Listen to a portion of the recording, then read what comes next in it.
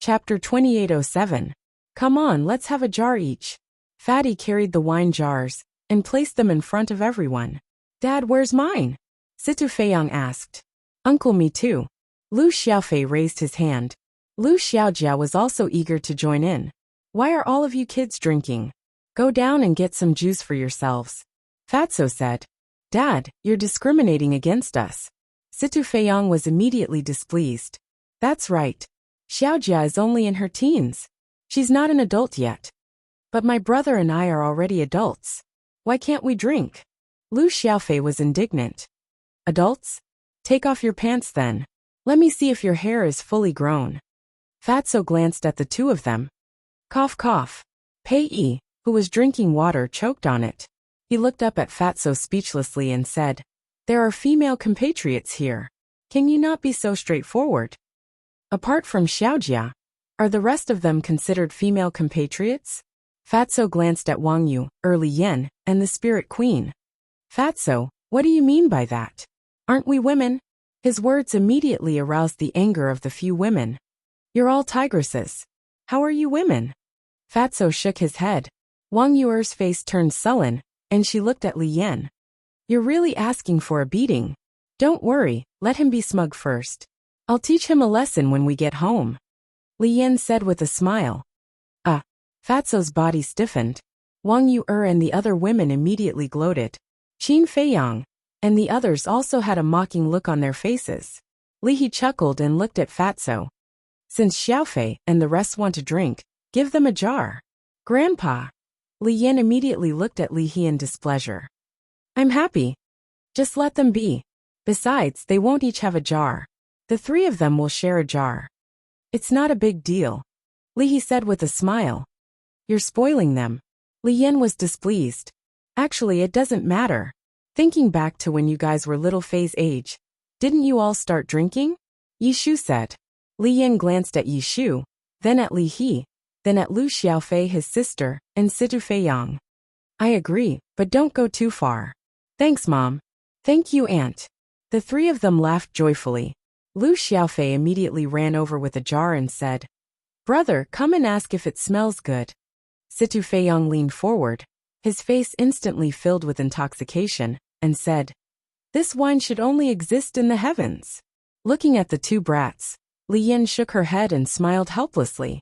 Fatso returned to his seat, looked at Lu Xiaofei and the other two, and said, The three of you, don't get drunk over there.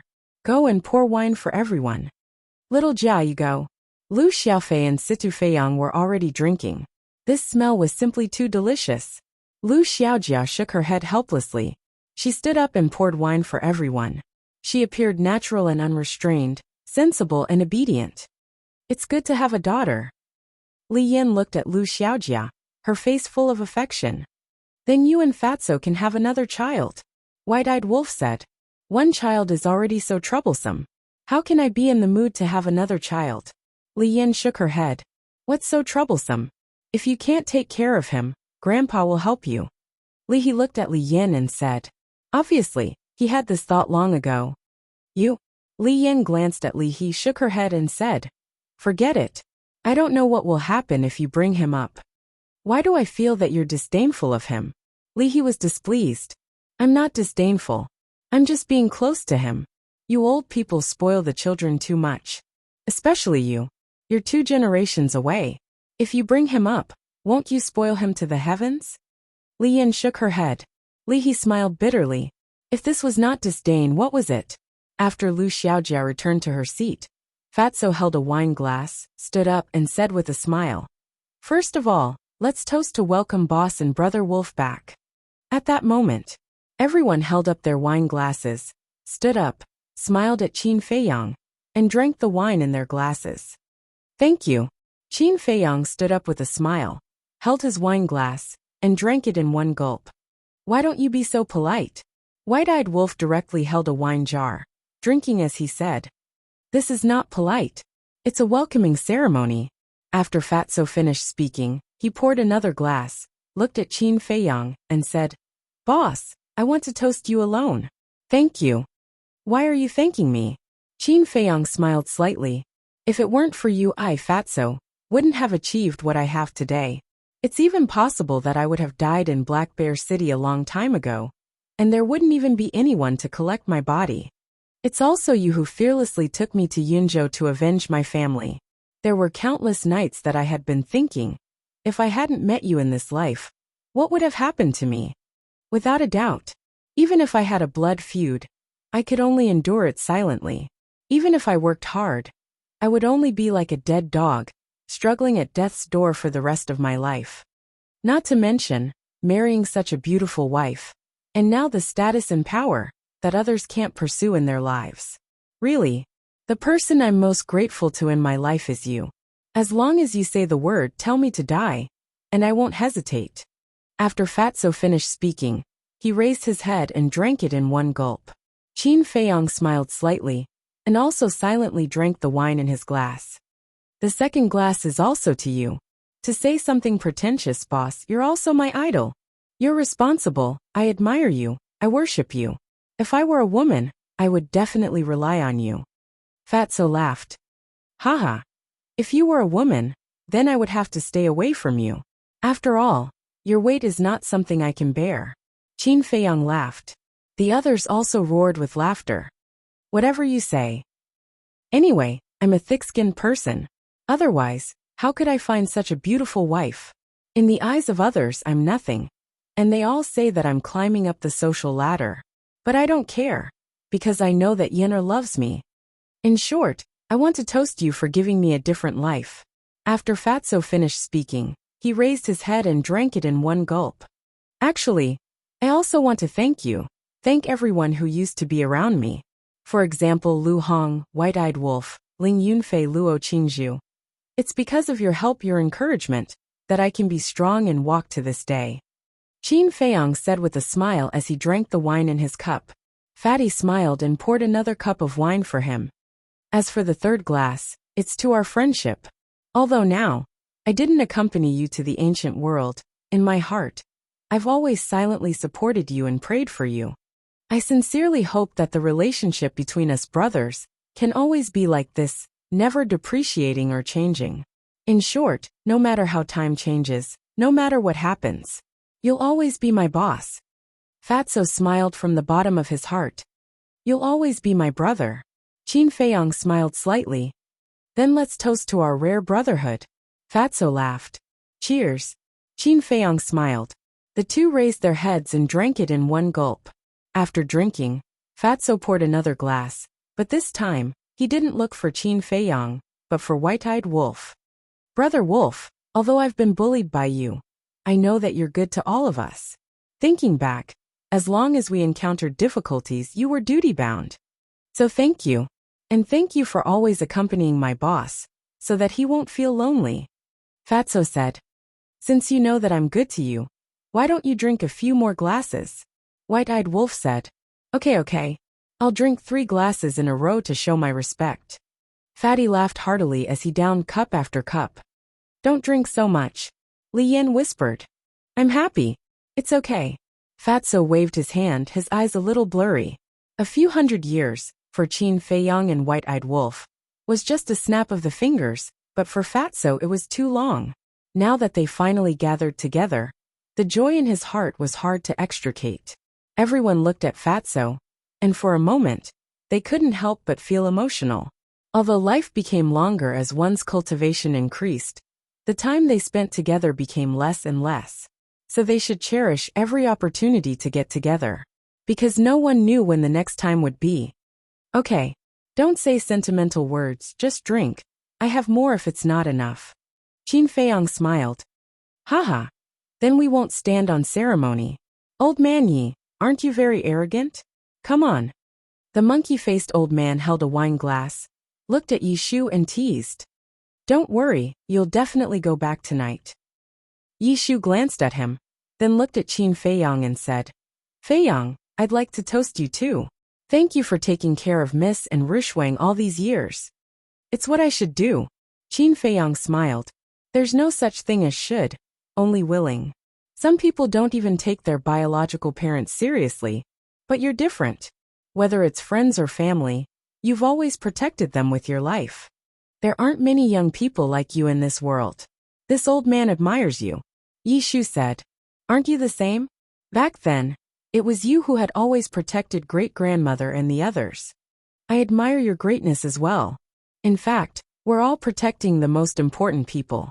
We don't ask for praise, we just want to have a clear conscience. Qin Feiyang smiled. What a good clear conscience. Just because you said clear conscience, this old man has to drink a few more glasses with you. Although I'm an old man, I also have a young heart. In terms of drinking, I won't lose to you young people. Come, let's not go home until we're drunk. Yi Shu laughed heartily. Qin Feiyang smiled, picked up the wine glass in front of him, and gently clinked it with Yi Shu's. Immediately, the two of them raised their heads and drank in one gulp. The atmosphere was very harmonious. Everyone said whatever they wanted, without any restrictions or concerns. The fragrance of wine, laughter, intertwined, forming a happy picture. Chapter 2808. The next morning, Qin Feiyang got up from a bed, rubbed his aching forehead, and looked around in confusion. Where was this? At this moment, he was in an unfamiliar bedroom. The decoration of the bedroom was quite luxurious. Outside the bedroom, there was a separate tea room, and an exquisite tea set was placed on the coffee table. Outside there was a restaurant. This should be a restaurant, Qin Feiyang mumbled. Because he didn't drink often, his alcohol tolerance was not good. In addition, everyone agreed in advance that he couldn't use divine power to refine the alcohol. So in the end, he was completely unconscious last night. He didn't know what happened next. He didn't know how he came to this room.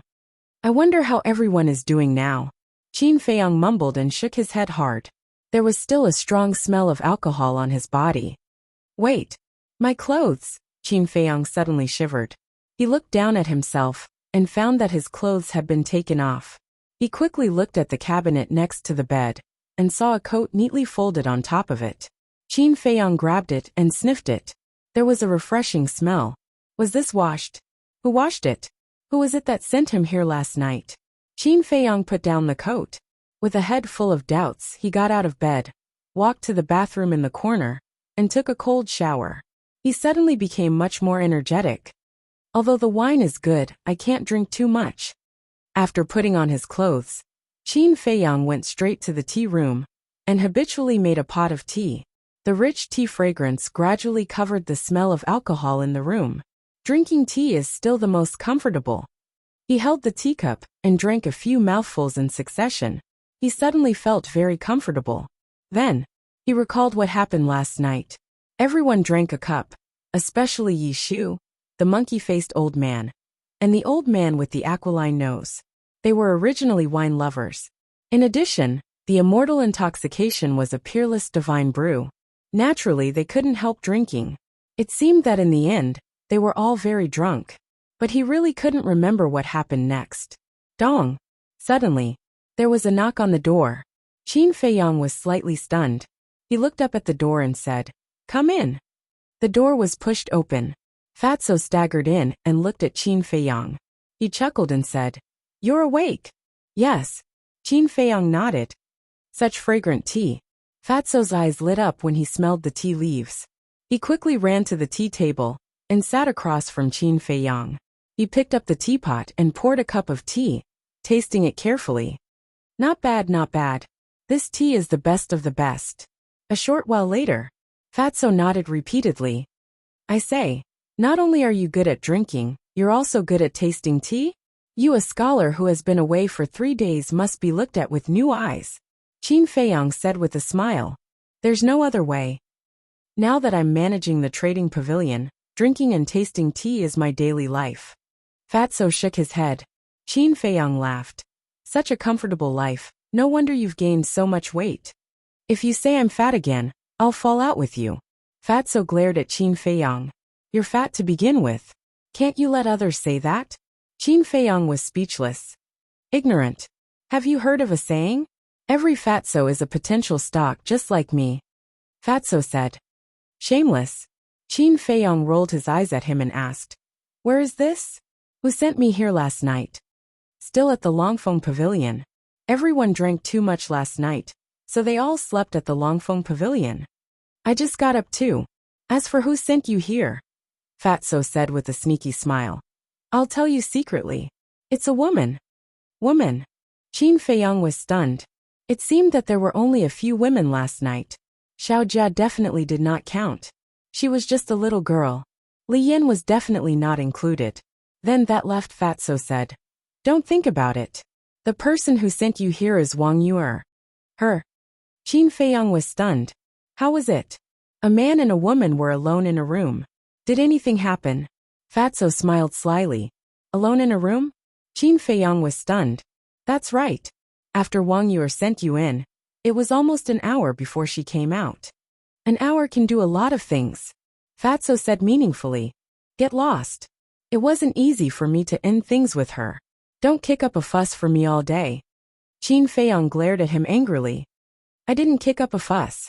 At that time, she was also a little drunk. Think about it. A man and a woman alone in a drunken state. They even stayed together for an hour. Who would believe that they didn't do anything else? Fatso said. This? Hearing Fatso's words, Qin Feiyang's expression stiffened slightly. Did something happen? Qin Dage, don't listen to his nonsense. You didn't do anything last night. Suddenly, Fire Lotus's voice rang in Qin Feiyang's mind. Qin Feiyang was slightly stunned and quickly asked. How did you know? I was in the castle, and could hear the sounds outside. At that time, Wang Yuer just said a lot to you. Fire Lotus said. What did she say? Qin Feiyang was suspicious. Nothing more than some words between a man and a woman. But the last word she said before she left made me very concerned. Fire Lotus said. What words? Qin Feiyang secretly asked.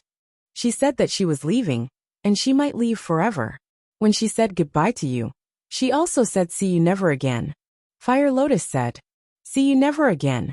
Qin Feiyang murmured. Fire Lotus said. Do you think she would do something stupid? This? Qin Feiyang's expression stiffened. Fatso, who was sitting opposite, looked at Qin Feiyang suspiciously. Boss, what are you doing? Where is Wang Yuer now? Qin Feiyang came back to his senses and looked at Fatso and asked. She returned to the main tower last night. Fatso said. Qin Feiyang said. Go to the main tower immediately. Why? Don't tell me you really have something to do. Boss, I was just joking just now. Don't really get drunk. And do that. Fatso stared at Qin Feiyang in shock. Why are you talking so much nonsense? Hurry up and go. Qin Feiyang said angrily. Okay, I'll go now. Fatso shrunk his neck, hurriedly got up, opened a teleportation door and ran in. Don't do anything stupid. Qin Feiyang murmured, his face full of worry. But wasn't Wang Yuer fine yesterday? And during the gathering last night, there was nothing unusual. Could it be that he and Fire Lotus were thinking too much? Wang Yuer actually just went out to relax? But the word see you never again really made it difficult for him to calm down. Dong. Suddenly, there was another knock on the door. Qin Feiyang sorted out his emotions and looked at the door. Come in. Pei pushed the door open and walked in, looking at Qin Feiyang with a smile. Morning. Morning. Qin Feiyang smiled.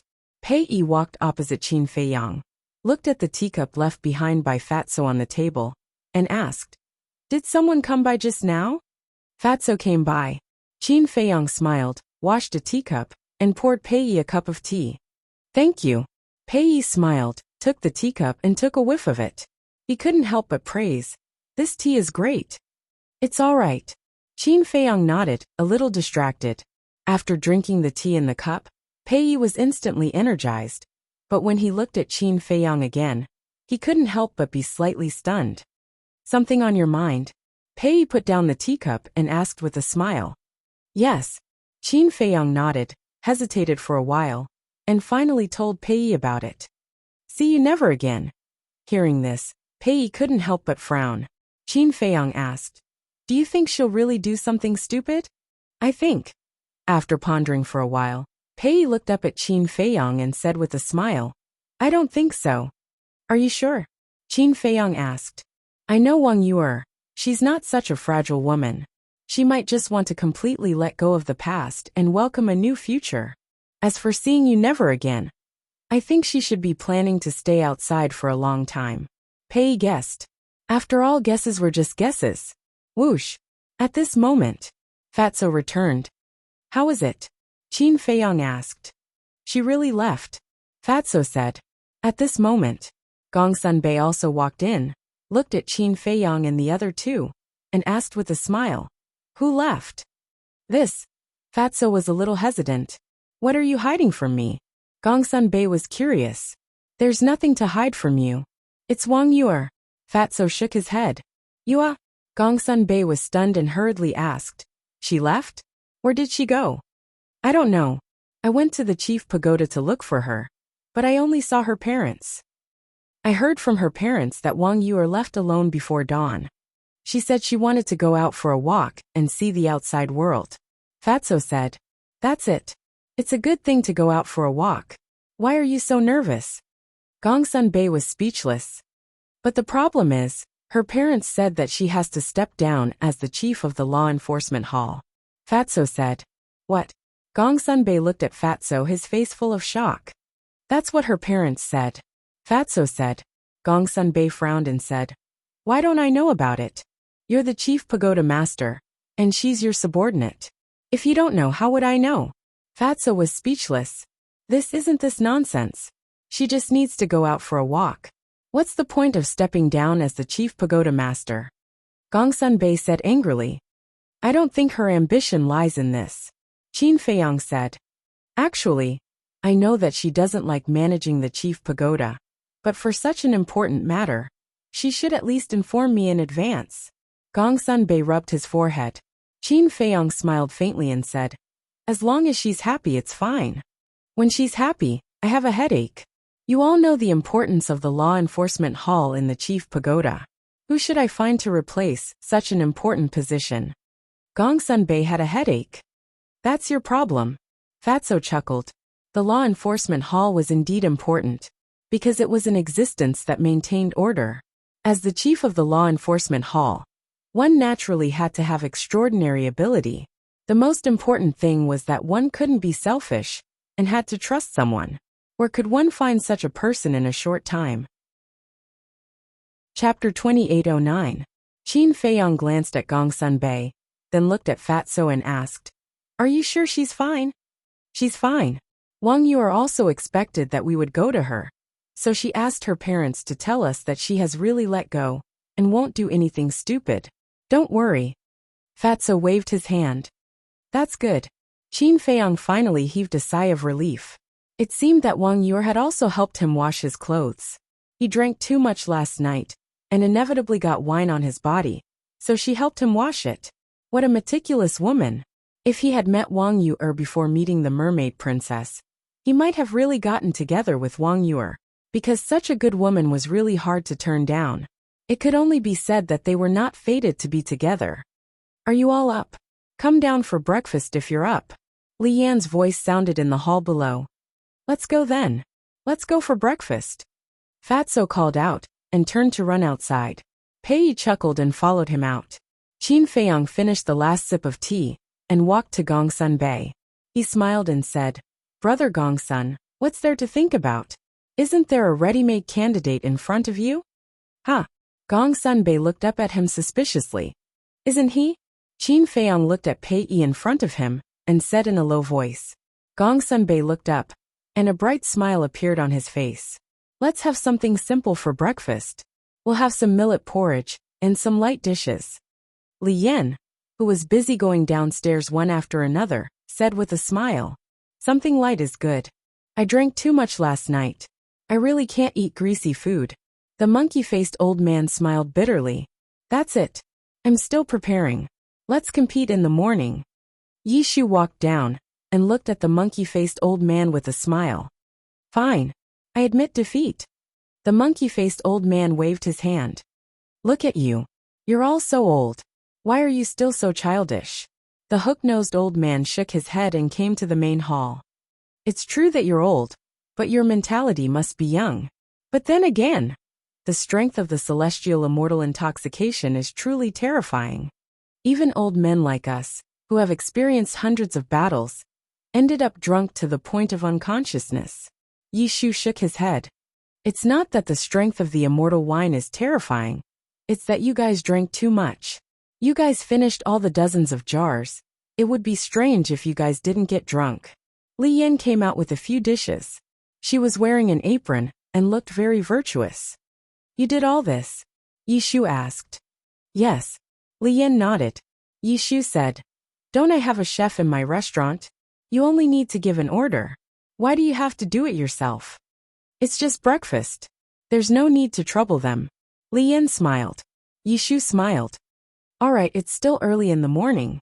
Thank you for your hard work. It's nothing. Li Yan shook her head. Yishu turned to look at Fatso and said, look, what a good wife. Cherish her. Do I need you to tell me that? Fatso pursed his lips. Haha. Yishu laughed and said, then let's eat. The group of people looked at each other and smiled. They sat around the table and enjoyed the delicious morning meal. After eating, Fatso leaned back in his chair calmly. He looked at Qin Feiyang and asked, Boss, what are we going to do next? Next. Qin Feiyang pondered for a moment and said with a smile, I came to the Forgotten Continent this time to visit all of you. Now that I've seen how well all of you are doing, I should go back and accompany my mother. You should also accompany her, because the person who has missed you the most all these years is your mother. Fatso nodded. Li Yan asked, when are you going back? Now. Qin Feiyang said. Now. That's too fast. Fatso was stunned. I'm not leaving the Great Qin Empire. If there's time in the future, we can meet at any time. Qin Feiyang said. Fatso was slightly stunned and nodded with a smile. That's true. All right then. Qin Feiyang stood up and looked at everyone with a smile. Let's meet again another day. We'll send you off. Everyone also stood up. Qin Feiyang glanced at the group of people and nodded. Okay. At that moment, Fatso, Pei Yi, and Wang Ziqing each opened a teleportation door. Qin Feiyang and the white-eyed wolf changed their appearances again. Very soon, a group of people descended above the Pill Pagoda Square. The disciples on the square sensed their auras and immediately looked up. Their pupils suddenly shrank. It's this man and dog again. Who are they? Not only did the chief pagoda master and the others personally accompany them, but even the pavilion master and Situ Tianyu are also present. I heard that the Longfeng Pavilion closed for business last night. Could it be that they were entertaining them? The disciples were bewildered. Greetings, Chief Pagoda Master. Greetings, lords. Elder He, who was guarding the altar, also hurriedly stood up and bowed to the group of people. You can go about your business. The monkey-faced old man waved his hand. Yes, Elder He replied respectfully.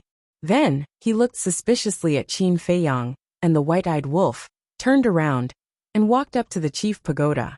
Pei cupped his hands and smiled. Brother Qin, I'll send you off here. Come visit the Great Qin Empire when you're free.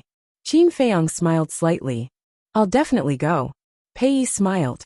Qin Feiyang swept his eyes over them one by one. He wanted to remember all these familiar faces in his heart forever. Go. Yishu waved his hand. You're not going to the 9th region with us? The white-eyed wolf asked. No. Later, let Gongsun Bei choose another person to guard the altar in the 9th region. As for me, with the spirit vein and crystal vein, I naturally have to hurry to the land of inheritance to cultivate in seclusion. Yishu smiled. You're the only one who's anxious. The white-eyed wolf despised him. Yishu's face darkened. He said impatiently, cut the crap and get lost. You're burning the bridge after crossing it. How heartless. The white-eyed wolf shook his head and sighed. Seeing this, everyone burst into laughter. Then I'll take my leave. Qin Feiyang also shook his head and smiled. Then, he cupped his hands at everyone and stepped onto the altar with the white-eyed wolf, Lu Xiaofei and Qin Shen. The monkey-faced old man waved his hand, and a stream of divine power flowed into the altar, which immediately revived. Wait. Suddenly, Qin Feiyang seemed to have thought of something, and looked at Situ Feiyang. Situ Feiyang chuckled and said, Uncle, you won't miss me, right? Don't be like this, I'll be shy. The corner of Qin Feiyang's mouth twitched. He looked at Fatso and Li Yan and said, Give this kid to me. Give him to you for what? Li Yan was suspicious. Your woman is really stupid. Since boss said that, he must want to cultivate this brat. This is great news. Fatso glared at Li Yin, looked at Qin Feiyang, and waved his hand. Just take him away. How can you be a father like this? Situ Feiyang looked at Fatso with dissatisfaction. What do you know? To be able to be cultivated by your uncle, that's the merit of your previous life. It's also because your mother and I have done too many good things. Now it's all on you, Fatso said. Shameless. Situ Feiyang muttered. Li Yin also understood. She looked at Qin Feiyang and smiled. Then I'll leave him to you. You can beat him to death or cripple him. I'll go. Am I your biological child? Situ Feiyang looked at the couple angrily. Don't say it. You're really not our biological child. We picked you up from the river. Fatso pursed his lips. Fine, you win. Situ Feiyang snorted coldly. Having such a father, he was full of bitterness. He walked up the altar helplessly. Qin Feiyang and Situ Feiyang couldn't help but shake their heads and smile. With a wave of his hand, 10 crystal veins and spirit veins appeared. He looked at Fatty and Li Yin and said, These are for you. Thank you, boss. Fatso smiled. Qin Feiyang took out 10 legendary divine artifacts and 10 supreme divine arts. Brother Gongsun Bei, I gave you the spirit veins and crystal veins yesterday, as well as the divine artifacts and divine arts. Take these. Okay. Gongsun Bei was not as polite as yesterday. Then we'll meet again, Qin Feiyang said with a smile. Go, go. Everyone waved their hands. The sacrificial altar revived again, and Qin Feiyang's group quickly disappeared. Brother Gongsun Bei, are we brothers? The fatty retracted his gaze and looked at the 10 divine weapons and the 10 divine arts with shifty eyes. Then, he moved closer to Gongsun Bei and grinned. Cut it out. How could Gongsun Bei not know him? He put away the divine artifacts and divine arts immediately. Stingy. Fatso looked at Gongsun Bei with disdain and said, Wife, let's go. Li Yin shook her head and smiled. She turned to Li He and said, Grandpa, Tianyu and I will go to the trading pavilion. You take these spirit veins and crystal veins back, and put them away. Okay. Li He nodded. After Fatso and Li Yin left, Li He smiled at Gongsun Bei and the others, and immediately left with the 10 spirit veins and crystal veins. Then I'll take my leave too. Pei Yi smiled. Don't be in such a hurry. Gongsun Bei grabbed him. What? Pei Yi looked at him suspiciously. Gongsun Bei smiled and said, I have something to discuss with you. What is it? Pei Yi looked at him warily, feeling like a weasel greeting a chicken. Don't be nervous. It's not a good thing, but it's not a bad thing either. See, you heir resigned as the hall master of the law enforcement hall. Now the law enforcement hall has no leader. And Wang Zicheng and the others don't have the time to manage this, so. Gongsun Bei looked at Pei Yi with a smile. Pei Yi looked at Gongsun Bei in shock. It was obvious that he wanted him to enter the main tower and be the hall master. What did you say? You heir resigned as the hall master? When did this happen? Why didn't we know? Yi Shu, the monkey-faced old man, the hook-nosed old man, and Wang Zicheng all looked at Gongsun Bei in shock. Qin Feiyang, Gongsun Bei, and Fatso didn't mention this at the dinner table, so everyone was still in the dark. I'll explain it to you later. Gongsun Bei looked at everyone and comforted them. Then he looked at Pei Yi again and said, You're capable and responsible. Your strength is one of the best in the Forgotten Continent. You're the talent that the main tower needs. Stop. Pei Yi hurriedly raised his hand and interrupted Gongsun Bei. He looked around and said, We'll meet again if fate wills it. After saying this, he turned and ran away without looking back. This guy, Gongsun Bei's mouth twitched, then a smile appeared on his face. No matter what, he had to get this guy to join the main tower. Chapter 28:10. The ninth area. After Qin Feiyang and his group appeared, they did not delay and directly left Ice Crystal City. Situ Feiyang looked at Qin Feiyang and asked suspiciously, Uncle, are you really going to teach me?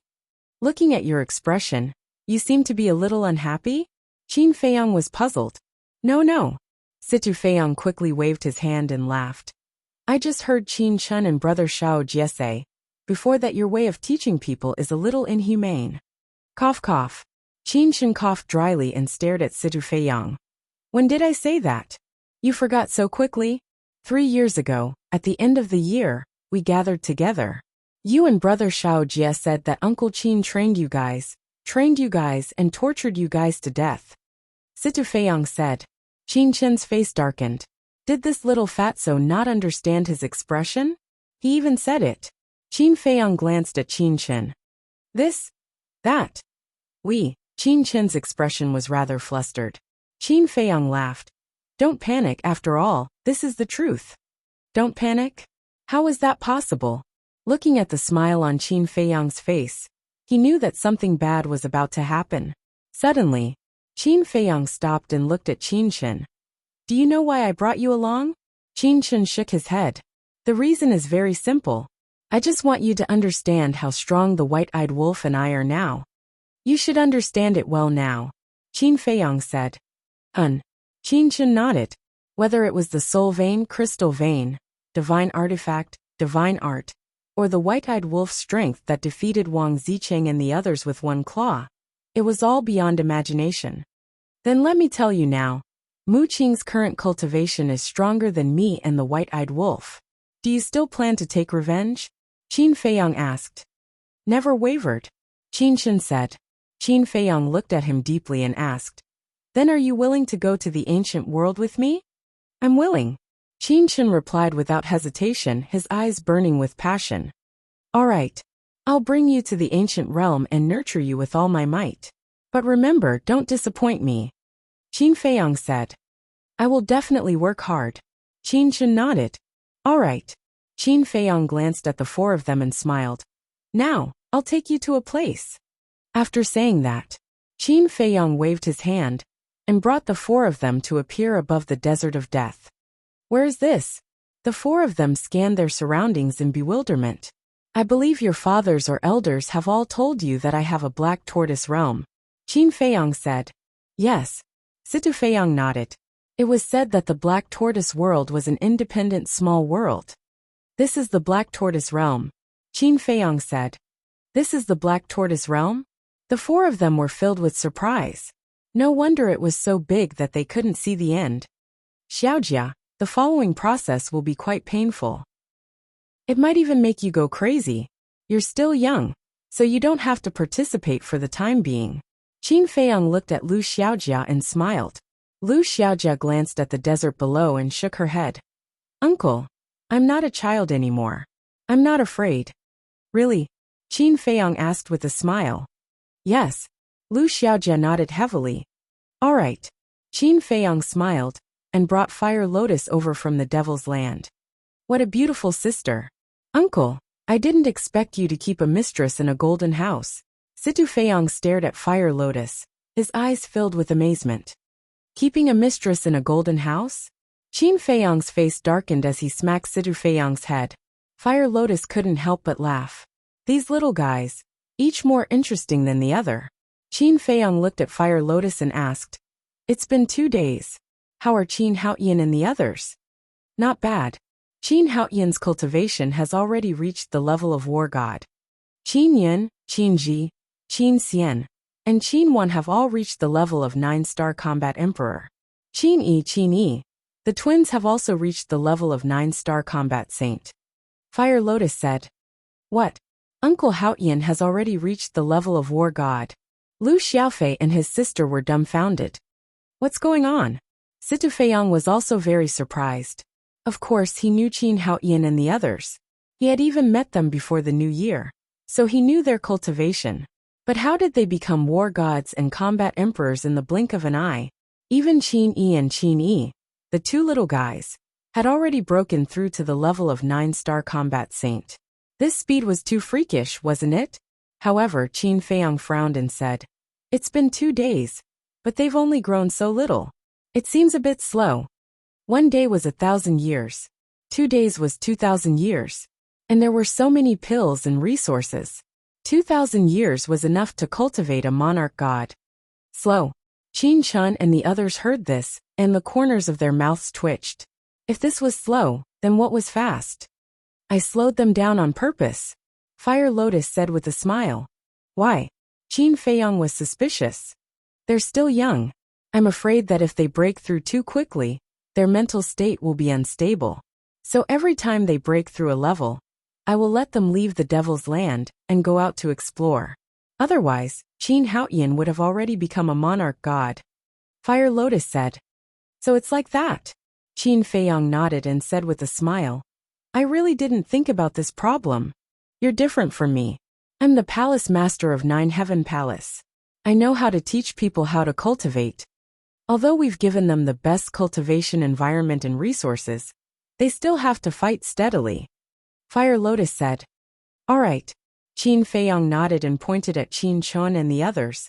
Then these 4 little ones. I'll leave them to you. No problem. Fire Lotus nodded. Qin Feiyang turned to look at the 4 of them and said with a smile. Then you guys take care of yourselves. After saying that, he and the white-eyed wolf disappeared without a trace.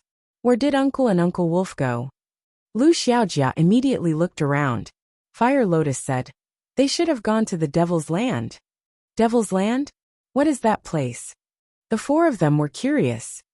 The Devil's Land is not a place you can set foot in. Hand over the Qianquan bag, and let's begin. Fire Lotus said. Devil's Land. Somewhere in the southern mountain range, 7 young men and women sat cross-legged on the ground.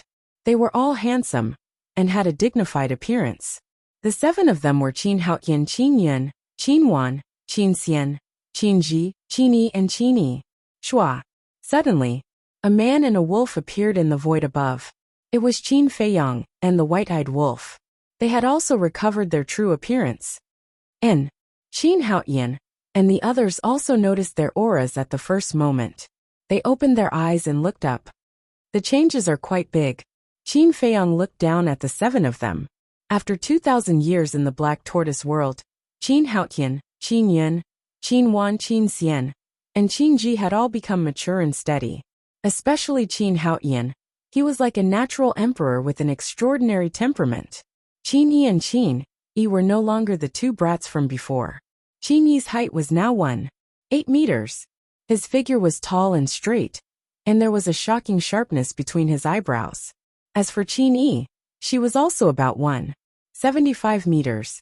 Her black hair draped over her shoulders, and her exquisite figure revealed a breathtaking beauty. Big brother.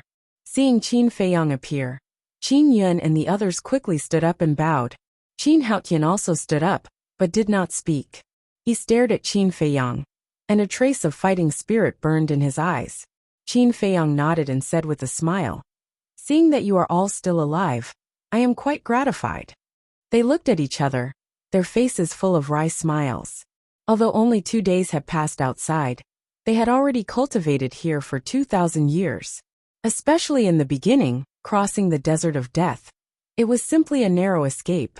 To be able to survive until now, even they themselves felt that it was not easy. Of course, they also knew, if Qin Feiyang really did not care about their lives, then they would have died in the desert of death long ago. Because countless times when they faced death, it was Fire Lotus who saved them. And with these 2,000 years in the Black Tortoise world, they had long had a new understanding of Qin Feiyang. Their big brother was a godlike figure. So, right now, they respected Qin Feiyang even more than before. Qin Feiyang smiled faintly, looked at Qin Haotian and said, Looking at your eyes, do you want to challenge me? That's right. Qin Haotian took a step into the sky and stood opposite Qin Feiyang. All right. Let me see how much you've grown over the years. Qin Feiyang smiled slightly, suppressing his cultivation to the level of a war god. Who do you think will win? Qin Xian asked in a low voice. Needless to say, it will definitely be Big Brother. Qin Yin said. Sister Yin, I think it might be Brother Haotian. After all, he works so hard. And now, Big Brother has also suppressed his cultivation to the same level as Brother Haotian. Qin Yi said, losing her childish and mischievous attitude from before, appearing natural and unrestrained. No matter how hard he works, he won't be able to defeat Big Brother. Big Brother, that is the undefeated legend. Qin Ji opened his mouth and raised his head to look at Qin Feiyang. He had absolute confidence in Qin Feiyang. Let's begin. High up in the sky, Qin Feiyang looked at Qin Haotian and said with a faint smile. Boom! Qin Haotian's aura suddenly erupted. He took a step forward and blasted towards Qin Feiyang. But in this regard, Qin Feiyang didn't dodge at all, nor did he have any intention of fighting back. Boom! Qin Haoyan's punch landed solidly on Qin Feiyang's chest. But Qin Feiyang didn't even take a step back. His entire person was like Mount Tai standing there. Qin Feiyang said indifferently, "Are you tickling me?" Qin Haoyan was stunned. What was going on? Didn't he already suppress his cultivation to the same level? Why couldn't he cause any damage to the other party with his full strength? What a naive kid. White-eyed Wolf shook his head. With the strength of Qin Feiyang's physical body, not to mention the same level, even if Qin Feiyang suppressed his cultivation to the pseudo-god realm, Qin Haoyan wouldn't be able to hurt him at all. Strong indeed. Qin Ji clenched his fists. This big brother was the goal he wanted to pursue. Let's continue. Qin Feiyang looked at Qin Haoyan and said with a faint smile. Roar. Qin Haoyan formed a seal with both hands, accompanied by a loud dragon roar. The first, second, and third moves of the Dragon God technique appeared one after another. Not bad. Qin Feiyang nodded. Not only did he inherit the Dragon God technique, but he had also upgraded it to the mid-tier divine technique level. Emperor Prison.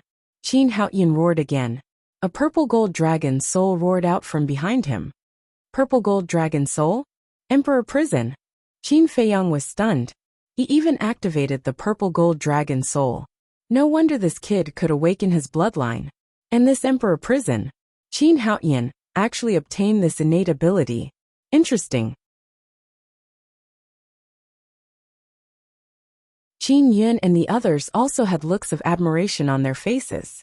They were proud to have such a big brother. Qin Feiyang looked at Qin Haoyan and transmitted his voice. I'll say one more thing. Qin Haoyan looked suspiciously at Qin Feiyang. In the past, don't say that I was wrong and ask me to forgive you. I'm not wrong. The one who should be forgiven is you. Because it was your mother who did not abide by the virtues of a wife, betrayed your father, and betrayed the Qin bloodline. You should know this in your heart. All these years, no one mentioned this matter because they were considering your feelings and didn't want you to bear too much. Qin Feiyang thought. Qin Haoyan clenched his hands and his face became a little twisted. You've grown up and are no longer the little brat back then. You should learn to face it bravely. Likewise, you should learn to let it go. Otherwise, your state of mind will be affected sooner or later. I don't need to tell you how important the state of mind is to a cultivator. If your state of mind is affected, it will be difficult to even catch up to me, let alone surpass me. Qin Feiyang transmitted his voice. Qin Haoyan said in a deep voice, even if she was wrong, she is still my birth mother. I can understand, but what happened in the past has become a fact. No one can erase it. You can only try to forget and let it go. Qin Feiyang thought. Huff. Qin Haoyan took a deep breath and looked at Qin Feiyang, coldly snorting. Don't be too proud. I will continue to work hard and defeat you sooner or later. I'll say the same thing again. I'm looking forward to it. Qin Feiyang smiled faintly. Big brother, you're really amazing. Can you teach us cultivation personally? Qin Yi ran up and hugged Qin Feiyang's arm, giggling. I'll teach you? Qin Feiyang shook his head and smiled, saying, in this aspect, I'm really not as good as Fire Lotus. Stingy. I think you think we're troublesome. Qin Yi pouted. It's indeed troublesome. Qin Feiyang chuckled. Big brother. Qin Yi stomped her feet in anger. Haha. Qin Feiyang laughed heartily. He looked at the group of people and said, your cultivation ends here. Ends here? Everyone was stunned. I'll be responsible for laying a good foundation for you. The rest will depend on your luck. Qin Feiyang smiled faintly. Qin Xian frowned. Big brother, are you chasing us out? You can say that. In short, you can't rely on me too much. After all, I'll leave sooner or later. Let's talk about it later. Your current cultivation is enough to establish a foothold in Great Qin and Forgotten Continent. Qin Feiyang laughed. Don't, big brother. It wasn't easy for us to pass Sister Fire Lotus's test and come to the Devil's Land. Just let us stay for a few more days. At least wait for us to break through to the War God realm. Qin Yi hurriedly opened his mouth, his eyes full of pleading. Qin Yi, Qin Xian, Qin Yun, Qin Ji, and Qin Wan were the same. Initially in the Desert of Death, They really wanted to escape. But now, they had already fallen in love with this place. Not for anything else, but for the cultivation environment and resources here. For example, this time formation. 1,000 years in a day. If it was in the past, this was something they wouldn't even dare to think about. Not to mention Qin Xian and the others. Even Qin Haotian was reluctant to leave now. Qin Feiyang looked at the few of them, smiled helplessly and nodded. All right, I'll give you 2 more days. Thank you, big brother. The few of them were wild with joy. Qin Haotian was also secretly delighted. 2 days of time was completely enough for him to break through to the Divine Lord realm. Divine Lord, in the entire Great Qin and Forgotten Continent, only Yuan Bo and the Snow Python were at this level. At that time, he would be the 3rd person. Young master. Suddenly, along with a shout, Dan Wangkai hurriedly ran over. Qin Feiyang looked at Dan Wangkai and waved to Qin Haotian and the others. You guys go and cultivate first. The few of them nodded, looked at Dan Wangkai suspiciously and flew down. Look at how anxious you are. Did something happen? Qin Feiyang looked at Dan Wangkai and asked. Dan Wangkai lowered his head and looked at Qin Feiyang and the others, then pulled Qin Feiyang to the other side and said in a low voice, Young master, do you still remember the disaster crossing heavenly pill? What is the disaster crossing heavenly pill? The one who spoke was the white-eyed wolf. Dan Wangkai was so mysterious. Of course it would be interested, so it followed him. Dan Wangkai said, Brother Wolf, just listen, you'll understand later. Qin Feiyang pondered for a moment, then asked, Are you talking about the disaster crossing heavenly pill recorded in the pill scripture? Yes. Dan Wangkai nodded. Qin Feiyang laughed and asked, Then how is your research going? According to my research, I came to a conclusion that this disaster crossing heavenly pill has the ability to break all curses. Dan Wangkai said excitedly, The ability to break all curses? Qin Feiyang was stunned. Yes. Dan Wangkai took out a jade box from his arms and handed it to Qin Feiyang. Qin Feiyang opened the jade box and looked inside. Surprisingly, there were 3 dazzling golden pills inside. There were also 3 dragon-shaped pill chi lingering around them. This is the disaster crossing heavenly pill? Qin Feiyang was surprised. Yes. When I went to the medicine field to check, I found that there were ready-made medicinal herbs, so I refined 3 pills. Dan Wangkai nodded. Qin Feiyang looked at the 3 pills curiously. A pill to break the curse? What was the use of this? Dan Wangkai said, Young master, isn't the snow python cursed? Yes. Qin Feiyang patted his head. Dan Wangkai said, I want to see if this disaster crossing heavenly pill is useful or not. Break the curse, Qin Feiyang muttered. In that case, could the curse on Yuan Bo's body also be broken? Immediately, Qin Feiyang realized the importance of the disaster crossing heavenly pill, and said, Let's go find the snow python now. Qin Feiyang waved his hand, and left the Black Tortoise realm with the white-eyed wolf and Dan Wangkai, immediately rushing to the glacier forest. With their speed, they could cross the 9 regions in a dozen breaths, so there was no need to open a portal or something like that. Beside the frozen lake, Dong Jingyang sat on the snow. The snow python had become half a meter long, and half of its body was lying on Dong Jingyang's lap. It looked extremely harmonious. The white-eyed wolf joked, I haven't seen you for hundreds of years, and you're just like this? Dong Jingyang and the snow python were stunned. They raised their heads and looked at the white-eyed wolf, speechless. Then what do you think we should do? Do you need me to remind you? Of course, let the snow python transform into a human form, and find a place to do something that a man and a woman should do. The white-eyed wolf said. Dong Jingyang immediately smiled bitterly. This wolf cub was getting more and more improper. Cut the crap. Qin Feiyang landed in front of Dong Jingyang and the snow python, looked at the snow python, and then looked at Dong Jingyang, and said, I might be able to break the curse on her body. Dong Jingyang was stunned, and then suddenly stood up and asked in surprise, What did you say? Qin Feiyang said, I said, I might be able to break her curse. Can break the curse. Dong Jingyang muttered, and suddenly came back to his senses. He stared at Qin Feiyang and asked, Really? The snow python also stared at Qin Feiyang in surprise. Breaking this curse was what she had been longing for and looking forward to. It could be imagined.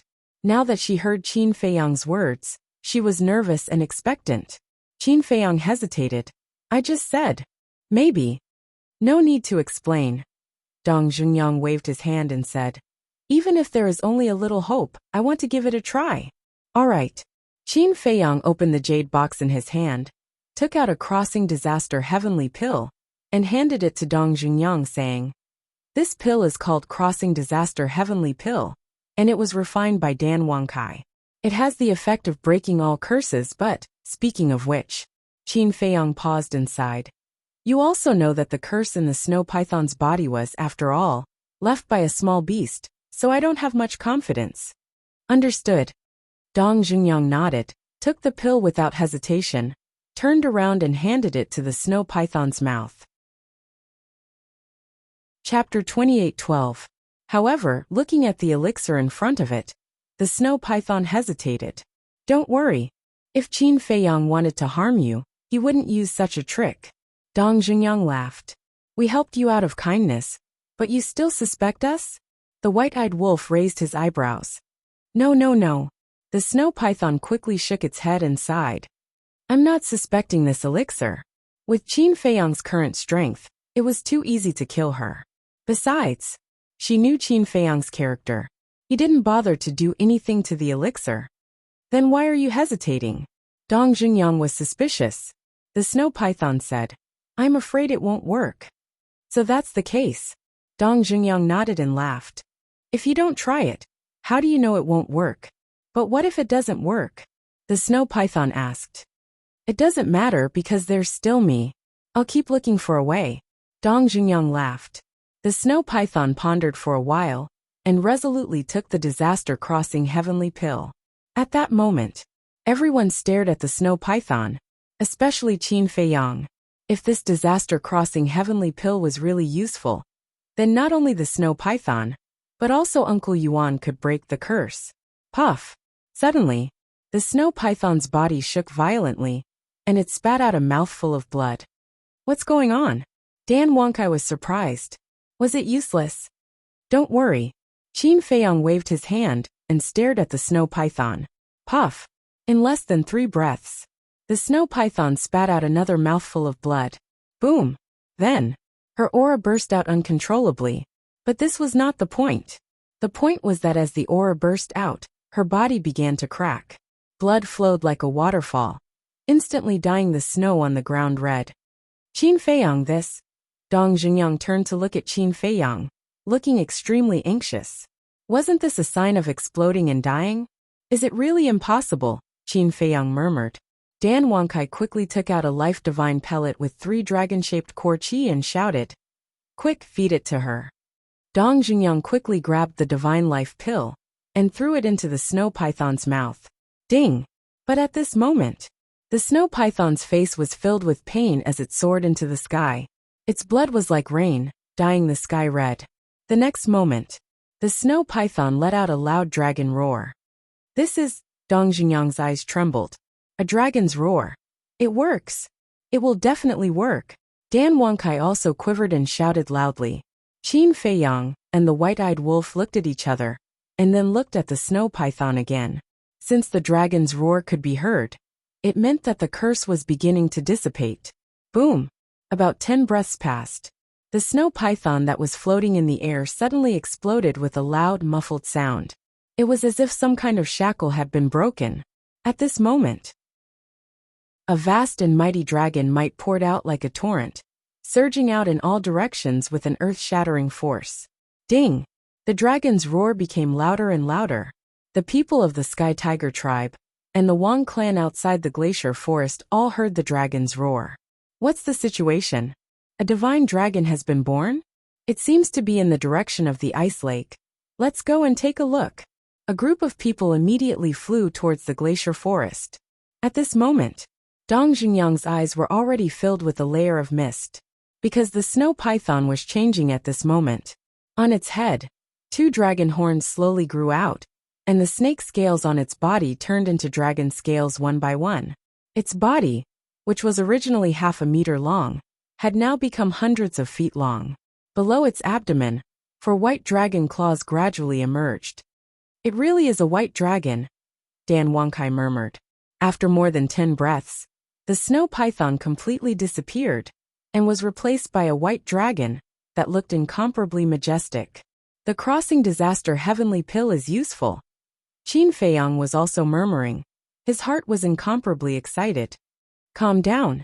Although she has recovered her white dragon body, I still don't know if the curse of her cultivation has been broken.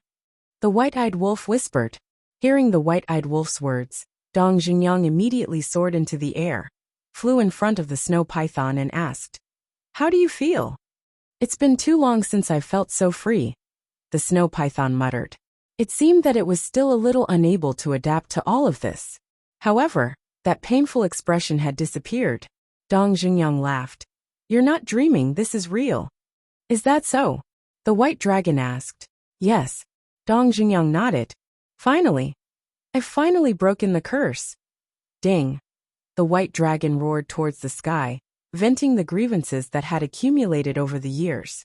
Dong Xingyang could not help but shed tears. White dragon. At this time, a group of people flew over. When they saw the white python in the sky, their eyes immediately widened. It was Yanwei, Wang Xiaojia, Wang Yangfeng and the others. "Young master." "Master." When they saw Qin Feiyang not far away, a group of people immediately flew over. Wang Xiaojia looked at the white dragon suspiciously and asked, "Master, where did this white dragon come from?" "She is the snow python." Qin Feiyang laughed. "She is the snow python." Everyone was stunned. Yanwei hurriedly said, "Young master, isn't she cursed? How can she restore the white dragon's body?" "Her curse has been broken." Qin Feiyang smiled. "It has been broken." Yanwei and the others murmured. Looking at the white dragon again, a trace of a smile could not help but crawl into their eyes. Although the white dragon had made things difficult for them in the past, it had been very good to them in the past few hundred years. So now that the white dragon had broken the curse, they were sincerely happy for the white dragon. Dong Xingyang glanced at Yanwei and the others, wiped the tears from the corner of his eyes, and looked at the white dragon. All right, let's see if you can cultivate now." "All right." The white dragon nodded, trying to calm itself down, and then closed its eyes. About 10 breaths passed. The white dragon suddenly opened its eyes and said in surprise, "I can already cultivate, and even if the curse is broken, my half-step Divine Lord cultivation has not disappeared." "Really?" Dong Xingyang asked. The white dragon nodded. "That's great." Dong Xingyang was overjoyed, and hurriedly landed in front of Qin Feiyang, cupped his hands and said, "Brother Qin, I can't thank you enough. If there's anything in the future, just let me know." "Thank you." The white dragon also transformed into a fair-skinned and beautiful woman in a white dress, landing beside Dong Xingyang, looking at Qin Feiyang gratefully, and said. Qin Feiyang glanced at the two of them and said with a smile, "We are all old friends. No need to be so polite." "Old friends," the white dragon murmured. Qin Feiyang's words made her feel ashamed. Qin Feiyang said suspiciously, "I heard you say that your cultivation has not disappeared. What do you mean? You also know that whether it's me or Qin Yuan, before we became guardians, we were not half-step divine lords." The white dragon said, "I know. Back then, Uncle Yuan said that it was the small beast that raised your cultivation to half-step divine lords." Qin Feiyang nodded. "So originally, I thought that after breaking the curse, my cultivation would fall back to its original level.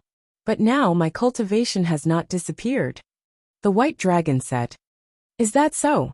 Qin Feiyang suddenly understood and said with a smile, "In that case, it seems that it's a blessing in disguise." "A blessing in disguise?" The white dragon shook its head and sighed. "Even if you give me the cultivation of the imperishable realm, I don't want to be haunted by this curse anymore." "You won't."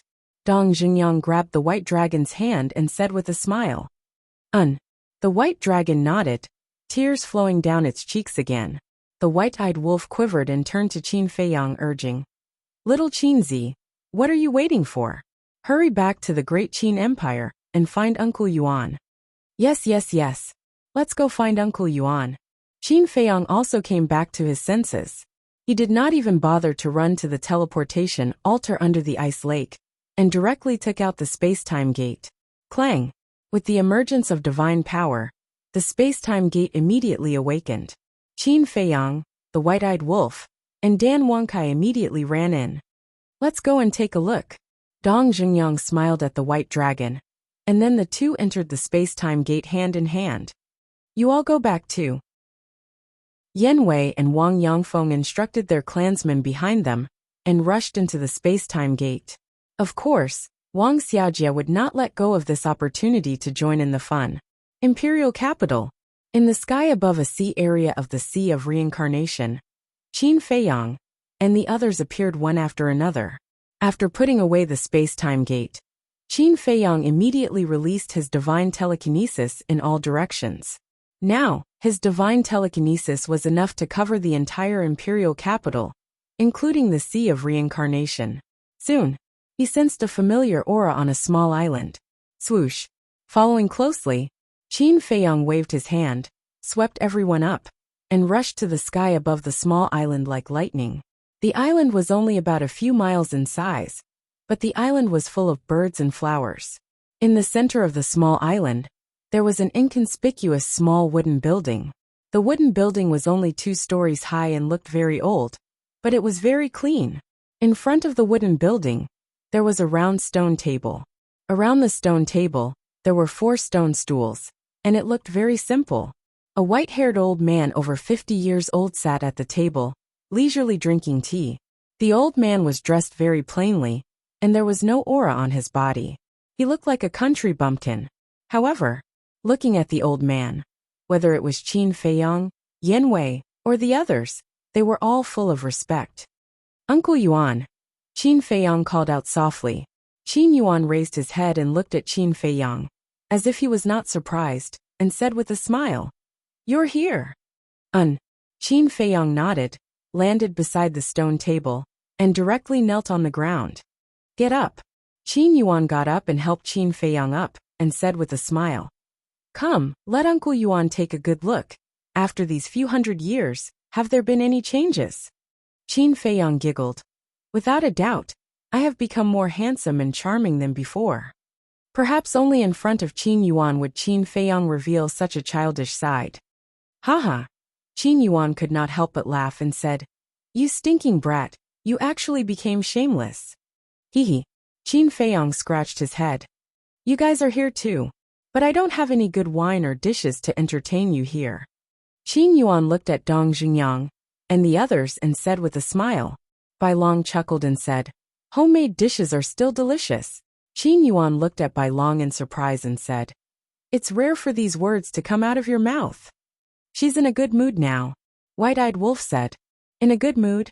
Qin Yuan was slightly stunned, turned to look at Dong Zhengyang, and said with a smile, "No wonder she's in a good mood. It turns out that reunion after a long separation is better than being newly married." You damn old man. Bai Long's cheeks turned red, and he could not help but laugh and scold. Chapter 28:13. Uncle Yuan, why aren't you surprised at all to see us back? The white-eyed wolf looked at Qin Yuan suspiciously. What's there to be surprised about? I already knew about it the day you came back.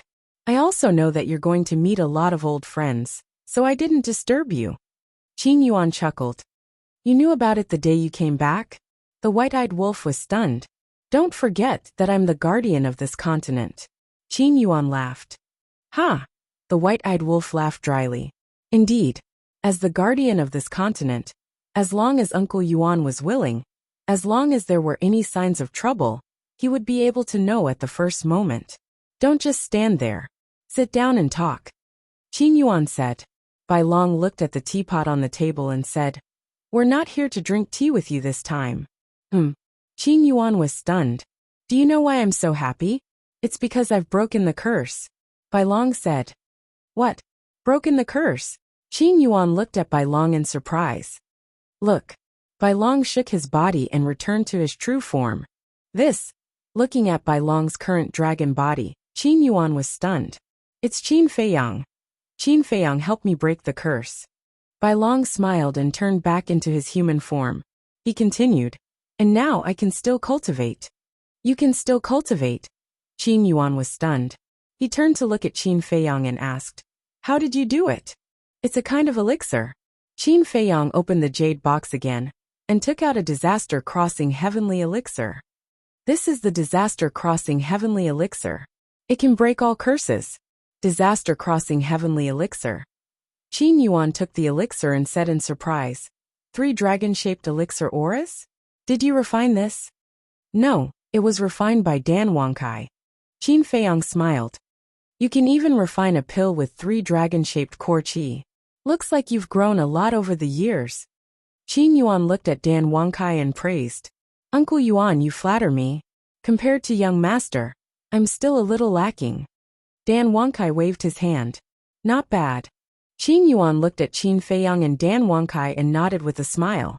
Then he looked down at the disaster-crossing heavenly pill again. Uncle Yuan, quickly take it, Qin Feiyang urged.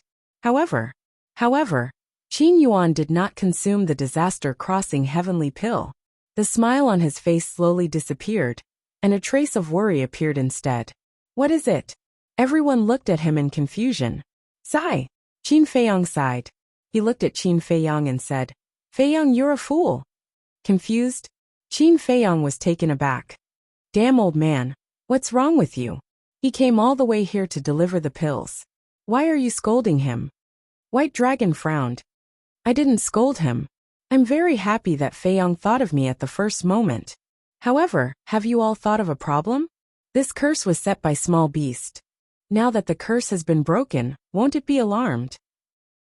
Qin Yuan said. Small beast. Upon hearing Qin Yuan's words, everyone's expression changed. That's right. Why didn't they think of small beast? Qin Feiyang also slapped his head. Because he was too happy and couldn't wait, he completely neglected this point. How is it? White Dragon came back to his senses and immediately looked up at the sky. His white face was full of worry. Don't be afraid. Dong Jungyang comforted, but he was also very nervous in his heart. White Dragon has been breaking the curse for so long, but I don't see small beast appearing. I think it might not have noticed it. Dan Wangkai looked at the sky and frowned. For a moment, everyone looked at the sky and was silent. It's useless to worry. Qin Yuan shook his head and smiled. He threw the disaster-crossing heavenly pill into his mouth and appeared extremely calm. This was the state of mind. Even if danger came, he would not panic. What happened to White Dragon happened to Qin Yuan once again. Boom! Soon, accompanied by a low and loud sound, the curse on Qin Yuan's body was also successfully broken. Moreover, his cultivation did not drop, and was still a half-step divine lord. Uncle Yuan, how do you feel? Qin Feiyang quickly asked. Qin Yuan smiled and said, I've regained my freedom. Of course I feel good. You guys are very good. But Grandpa Frog is very unhappy now. Before Qin Yuan's voice fell, a voice full of anger suddenly sounded in the sky above. This voice, the group of people's faces changed drastically. They immediately looked up and saw a small golden figure standing in the void above. If that wasn't the golden small beast, who else could it be? What should we do? The snow python suddenly panicked. Dong Jingyang's face was also full of fear. Sigh. In the end it still came. Qin Yuan sighed and walked in front of Qin Feiyang and the others. Uncle Yuan, what are you doing? Qin Feiyang looked at Qin Yuan's back. Qin Yuan turned a deaf ear to him. Looking at the golden small beast, he said respectfully, Lord Beast God, all of this has nothing to do with them. I asked them to do this. If you want to punish someone, punish me. Uncle Yuan. Looking at the back of the old man in front of him, Qin Feiyang's heart ached. Even in the face of the golden small beast, Uncle Yuan still walked to the front to protect him without hesitation. This selfless care was more precious than anything in the world. How could he let such an old man get hurt because of him? Swish. Qin Feiyang looked up at the small beast and said, It was all done by me. The pills were also refined by me. If you want to be angry, come at me. Feiyang, don't mess around. Qin Yuan glared at Qin Feiyang. Uncle Yuan, you used to protect me and take care of me. Now, it's my turn to protect you and take care of you. Qin Feiyang smiled. The golden small beast looked down at the two of them and sneered. How touching! A cold-blooded creature, like you will never understand. Qin Feiyang sneered. Feiyang, shut up. Seeing Qin Feiyang provoking the golden small beast, Qin Yuan shouted angrily and knelt on the ground. He looked at the golden small beast and said, I'm sorry. I didn't teach it well. Please forgive me, Lord Beast God. Uncle Yuan, why are you kneeling to it? Is it worthy? Get up. Qin Feiyang shouted and grabbed Uncle Yuan's arm. Feiyang, sometimes you have to lower your head. Qin Yuan was indifferent as he sighed. You can lower your head to anyone, but not to it. It doesn't have the right. Do you know? Not only did it snatch Chang Shui, but it also sealed the castle again. The worst thing is that it even sealed my battle soul. And before I came back, if it wasn't for one of my subordinates self-destructing, I would have been killed by it. Qin Feiyang's eyes were burning with anger. That's right. This piece of trash doesn't deserve to kneel to you. The white-eyed wolf roared. It sealed the castle again and sealed the battle soul? Qin Feiyang looked at the white-eyed wolf, and Qin Feiyang in a daze. He never thought that Qin Feiyang and the others would have such a deep grudge with the beast god. The golden small beast looked at Qin Feiyang and the white-eyed wolf and said, It seems that you have a prejudice against Uncle Frog. So what? I've already returned to the great Qin, and you still won't let me go. Qin Feiyang said angrily. You're still so confident. If you hadn't broken the curse on them, would Uncle Frog have come to such a small place? The golden small beast's eyes were full of disdain. Since you don't like such a small place, then get lost. Qin Feiyang roared. You're getting more and more arrogant. The golden small beast's eyes flashed with killing intent, and a wisp of golden divine power swept out. It was obviously very slow, but Qin Feiyang found that he couldn't dodge it.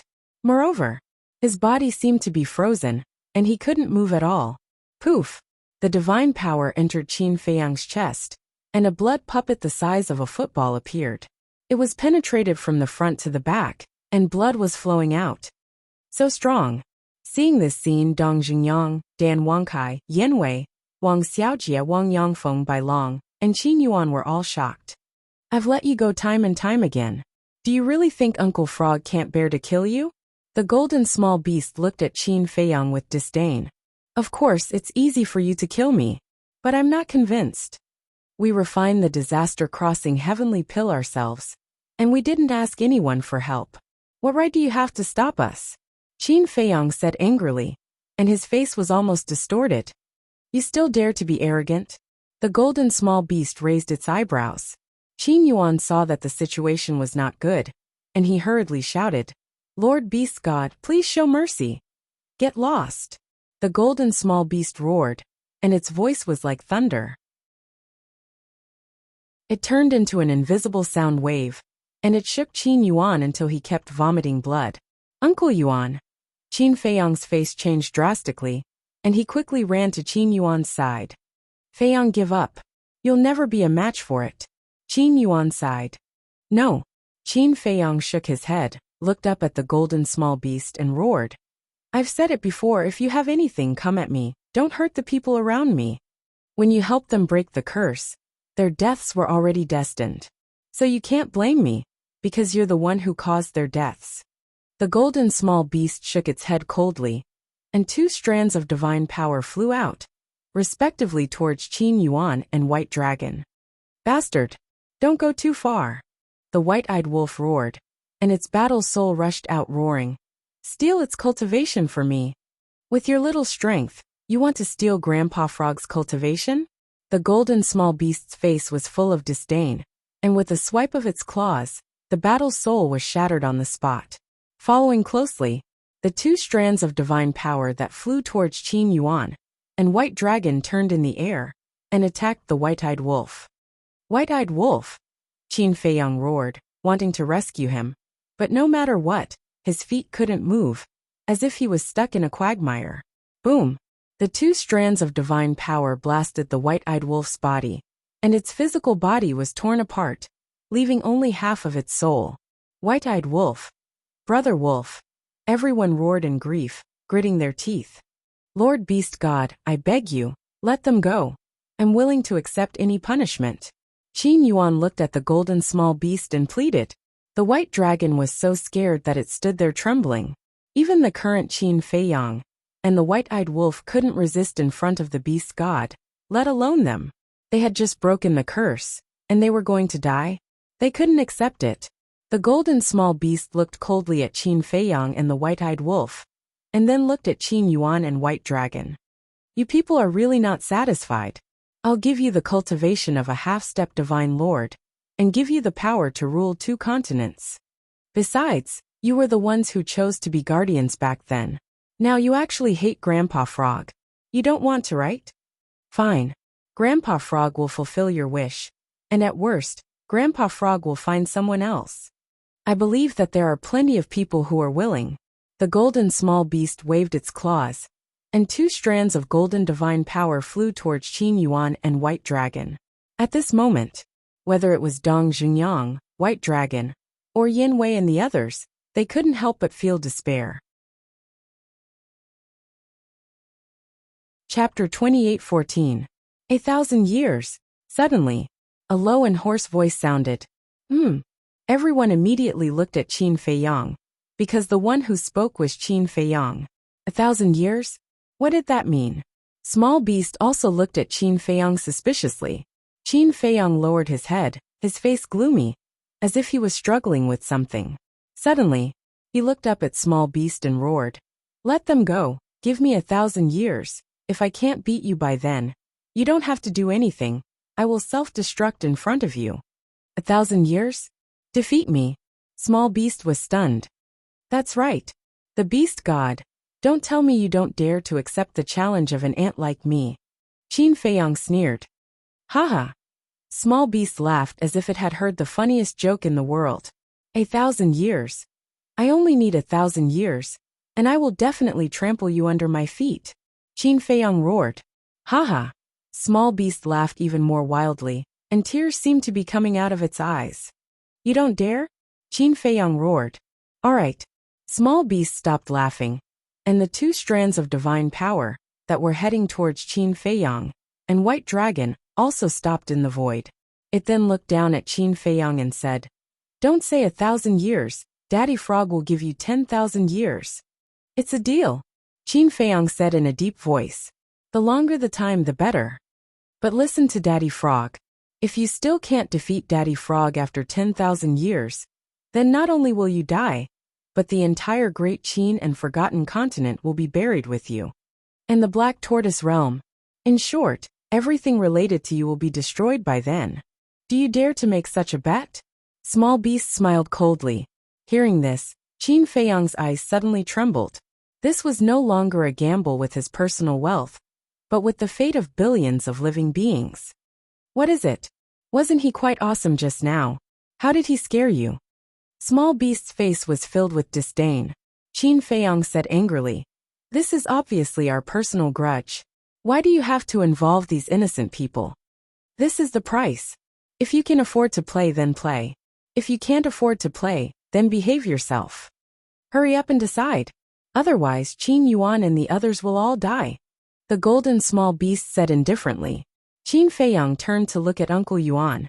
Qin Yuan cried out. Feiyang, don't gamble with the lives of 3 continents for me. But if I can't even save you, how can I save the living beings of the 3 continents? Qin Feiyang murmured. He looked up at the small beast and roared. I'll bet with you, but I have a condition.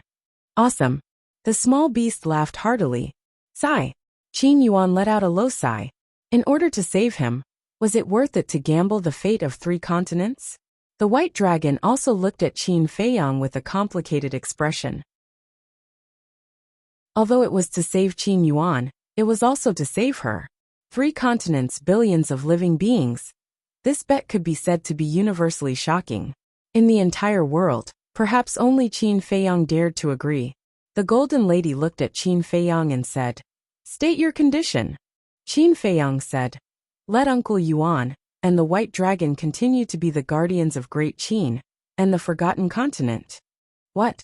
Everyone looked at Qin Feiyang in surprise. Why did the small beast come? Wasn't it because they broke the curse? For all of this, They even gambled the fate of 3 continents. But now, why did Qin Feiyang want them to continue being the guardians? If he did this, wouldn't everything he did before be in vain? The small beast was also quite surprised. Obviously, it didn't expect Qin Feiyang to raise such a condition. Don't worry, I know what I'm doing. Qin Feiyang comforted. He looked up at the small beast and continued. But it's different this time. They should enjoy the rights of a guardian. Didn't Lord Frog already give them the cultivation of a half-step divine lord, and the authority to rule 2 continents? The small beast frowned. This is considered the rights of a guardian? A true guardian should be like the fire python, controlling the power of the natural order, and can't put curses on them. Qin Feiyang said in a deep voice. You know quite a lot. But aren't you afraid that if you really give them the authority to control the power of the natural order, their ambitions will grow, and they will bring disaster to the 2 continents? The small beast looked at him playfully. You don't have to worry about this.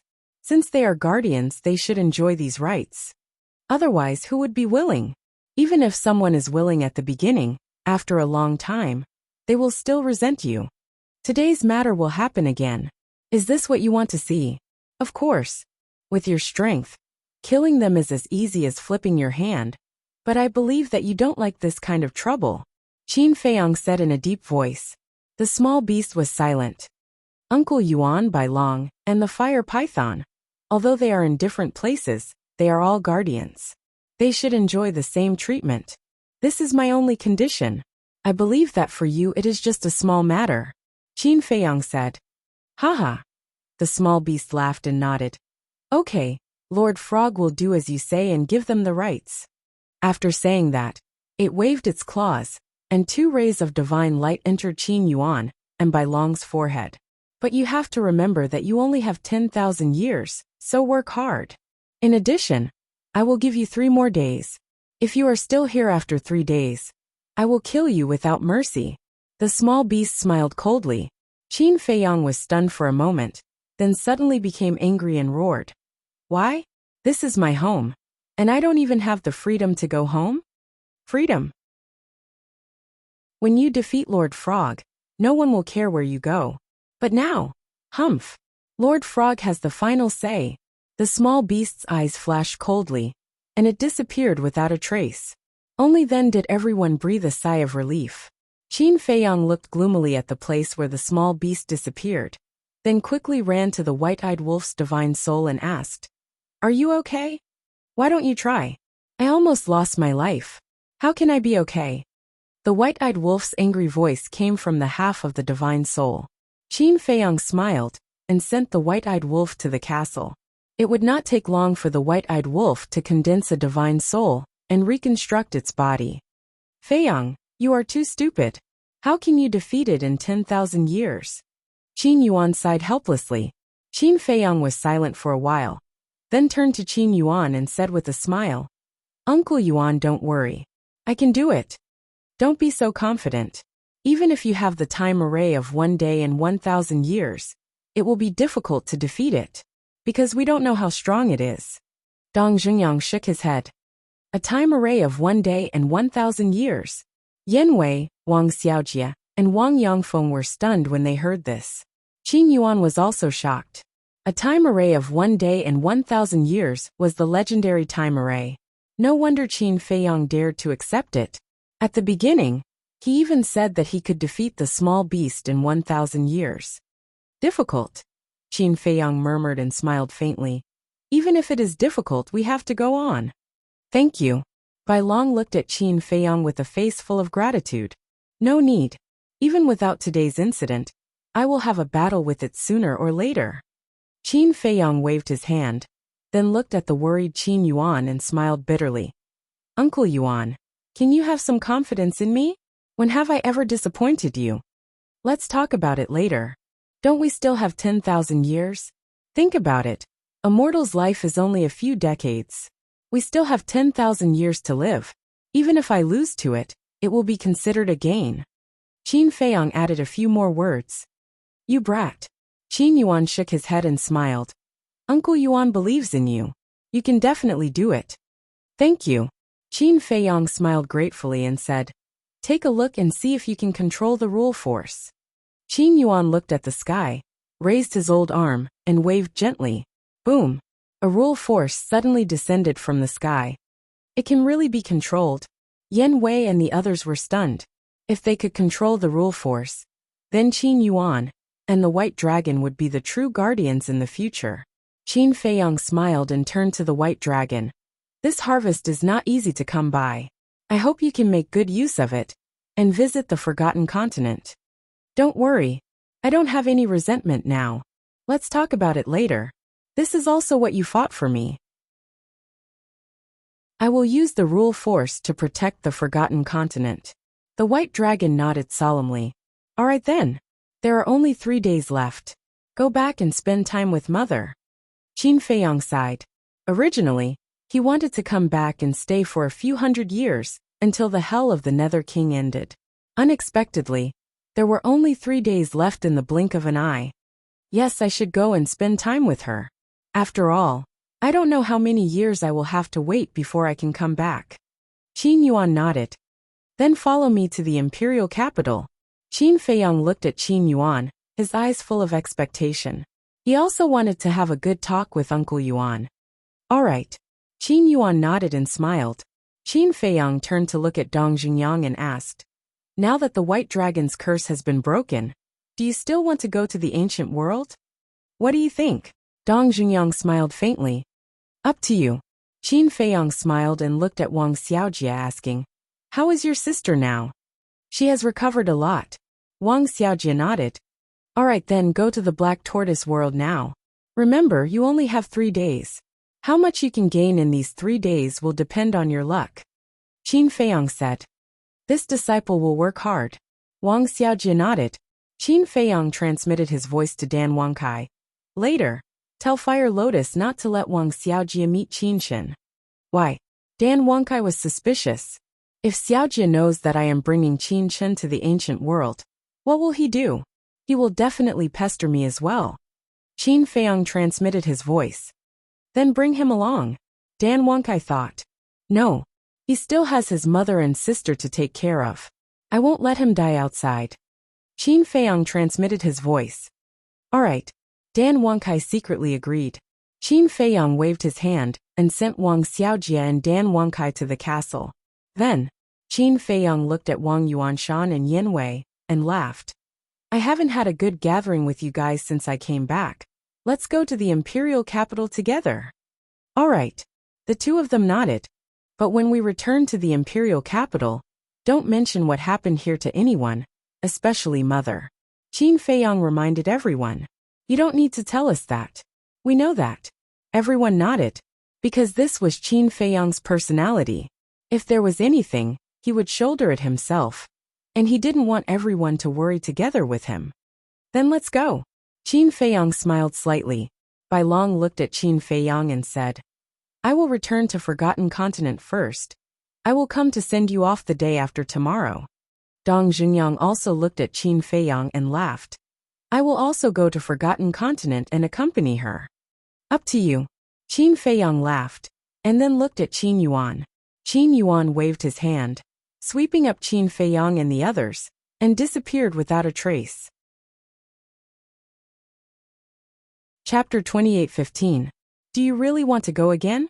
After Qin Feiyang and the rest left, Bai Long turned to look at Dong Xingyang and asked. Of course. Dong Xingyang nodded. Why? Bai Long frowned. In the end, Qin Feiyang made this gamble of fate with the little beast in order to help you and Qin Yuan. How can I sit back and do nothing when it's related to you? We'll talk about it later. Small beast must also be dealt with. Otherwise it will find me sooner or later. Dong Xingyang said in a low voice. Bai Long asked, because of the Eye of Destiny? Yes. Dong Xingyang nodded, pondered for a while, and then sighed. I'll be frank with you. People like us who have awakened the heaven-defying fighting soul are born with a mission. Even if you hide from the world, someone will come to you sooner or later. What exactly is the mission? Bai Long frowned. Dong Xingyang looked up at the sky and muttered, the battle of destiny, the redemption of death. The battle of destiny, the redemption of death. Bai Long muttered. the white dragon murmured, completely unable to understand. The Tharge Palace. Lu Chuyu was very happy these days. She seemed to be a few years younger. Autumn Rain Restaurant. At this moment, Lu Chuyu was sitting in the pavilion with two maids. She was making exquisite pastries. One of the maids smiled and said, "Your Highness, you've been making pastries every day. How can His Highness finish them? Anyway, Feiyang will be here for a long time. Take your time." Lu Chuyu smiled. His Highness is so lucky to have you as his mother. The two maids were envious. You're wrong. I'm so lucky to have this son. Lu Chuyu smiled. You have such a good relationship with your son. But His Highness has been away for a few days. Why hasn't he returned? The two maids frowned. Lu Chuyu said, he has many friends. He will definitely be away for a few days. One of the maids said unhappily, how can his friends be more important than his mother? What are you saying? How can this be compared? Lu Chuyu was unhappy. I'm sorry, Your Highness. The maid hurriedly apologized. At home, I rely on my parents. Outside, I rely on my friends. So whether it's family or friends, they are all equally important. The two of you are too young and haven't experienced much. Lu Chuyu looked at the two maids and shook her head. Yes, yes, yes. The two of them giggled, as if they were not very afraid of this empress. Of course, this was related to Lu Chuyu's personality. Even though she was the mother of a nation, she did not put on any airs, and appeared to be extremely amiable. Therefore, the maidservant by her side was not very afraid, but there was definitely reverence. After all, Lu Chuyu was already very strong. Mother, suddenly, a laugh came from outside the garden. Lu Chuyu looked up, and saw a group of people standing at the entrance. They were Qin Feiyang, Qin Yuan, Yan Wei, and Wang Yangfeng. Lu Chuyu saw that Qin Yuan, Yan Wei, and Wang Yangfeng were also present. She quickly put down the pastries in her hands, and stood up to welcome them. Greetings, Your Highness. Yan Wei and Wang Yangfeng bowed. No need to be so polite, no need to be so polite. Lu Chuyu hurriedly waved her hand and said with a smile, I really didn't expect you guys to come. Yan Wei said, I just hope that Your Highness won't blame us for disturbing you. No. I'm only happy that everyone is here. Lu Chuyu smiled slightly, then looked at Qin Yuan and shook her head. You are even more difficult to invite than them. All these years, I sent someone to invite you every time during the holidays, but you never came. Qin Yuan shook his head and said with a smile, I've long been used to this kind of life. It's too lively, and I'm not used to it. Lu Chuyu said, Then it seems that Feiyang has the face to invite you over immediately. Qin Feiyang looked at Qin Yuan and said, Uncle Yuan, we are all family. If you are invited to come during the holidays, just come. There's no need to be polite. Qin Yuan smiled bitterly and said, Don't listen to your mother. I'm not polite. I've also come many times. I remember every time you came. In the past few hundred years, there have only been 10 times. Lu Chuyu was dissatisfied. All right. I will definitely come often in the future. Qin Yuan shook his head and smiled. That's more like it. Go inside and sit. You two go and tidy up. Lu Chuyu looked at the two maids behind her and said, Yes. The two maids nodded and turned to run into the pavilion. Qin Feiyang and the others followed Lu Chuyu and walked slowly along the path to the pavilion. Wang Yangfeng looked around and said with a smile, Outsiders will probably never think that our great Qin's Empress Dowager would actually live in such a simple place. It's good to be simple. It's steady and calm. Lu Chuyu smiled. After entering the pavilion, everyone sat in front of the tea table and started chatting. Feiyang, how are your brothers and sisters? Lu Chuyu suddenly asked. Qin Feiyang nodded and said, I went to see them this morning. They are all fine. Now, they are staying in the Black Tortoise world and don't want to come out. These insensible children. Lu Chuyu shook her head. They are no longer children. Qin Feiyang said with a smile. What do you mean? Lu Chuyu was stunned. You will know in 2 days. Let's keep you in suspense for now. Qin Feiyang chuckled. You little brat. Lu Chuyu shook her head and said, Why? Have you seen them? Yes. Qin Feiyang nodded. Are you relieved now? Lu Chuyu said with a smile. Yes. Seeing that they are living well, I can also roam the outside world with peace of mind. Qin Feiyang said. Lu Qiyu looked outside and asked suspiciously, "Why don't I see the wolf pup? It is about to break through." So it went to the black tortoise world to cultivate in seclusion. Qin Feiyang said. Is that so? I thought it was fooling around somewhere. Lu Qiyu shook her head. Mother, you have misunderstood it. Ever since it entered the ancient world, it has been in seclusion. It is more serious and hardworking than anyone. Qin Feiyang said. Is that so? Lu Qiyu was surprised. All these years without its mischievous behavior, I am still not used to it. Qin Feiyang said with a smile. For it to cultivate in seclusion all day with its personality, it is really rare. Lu Qiyu shook her head and smiled. Yes. However, hard work also pays off. Its strength should be stronger than mine now. Qin Feiyang said. The stronger you become, the prouder mother will be of you. However, you can't just think about cultivation. You also have to cultivate your relationship with the mermaid princess. Women generally don't ask for much. A little care and care is enough. Lu Qiyu said. I know. Qin Feiyang nodded. All right then, you guys chat first. I will go to the back and cook some dishes for you guys, so that you can drink a few cups at noon. Lu Qiyu stood up and smiled. Then I will trouble mother. Qin Feiyang chuckled. Lu Qiyu smiled, turned around, and left with the two maids. After watching Lu Qiyu leave, Qin Yuan turned to Qin Feiyang and asked, You can't bear to leave, right? Qin Feiyang's face was full of melancholy. Only 3 days left. He wasn't ready to leave at all. Take it easy. Even if there was no small beast, you would have to leave sooner or later. Qin Yuan patted Qin Feiyang's shoulder. Sigh. Qin Feiyang sighed. He could only comfort himself like this. For the next 2 days, Qin Feiyang accompanied his mother without leaving her side. Lu Qiyu was also happier day by day. As for Yanwei, Wang Yangfeng, and Qin Yuan, when they were free, they would go to the back mountain of the Emperor Palace to drink tea, chat, and play chess with Emperor Hong, Emperor Chen, Old Qin, and the others.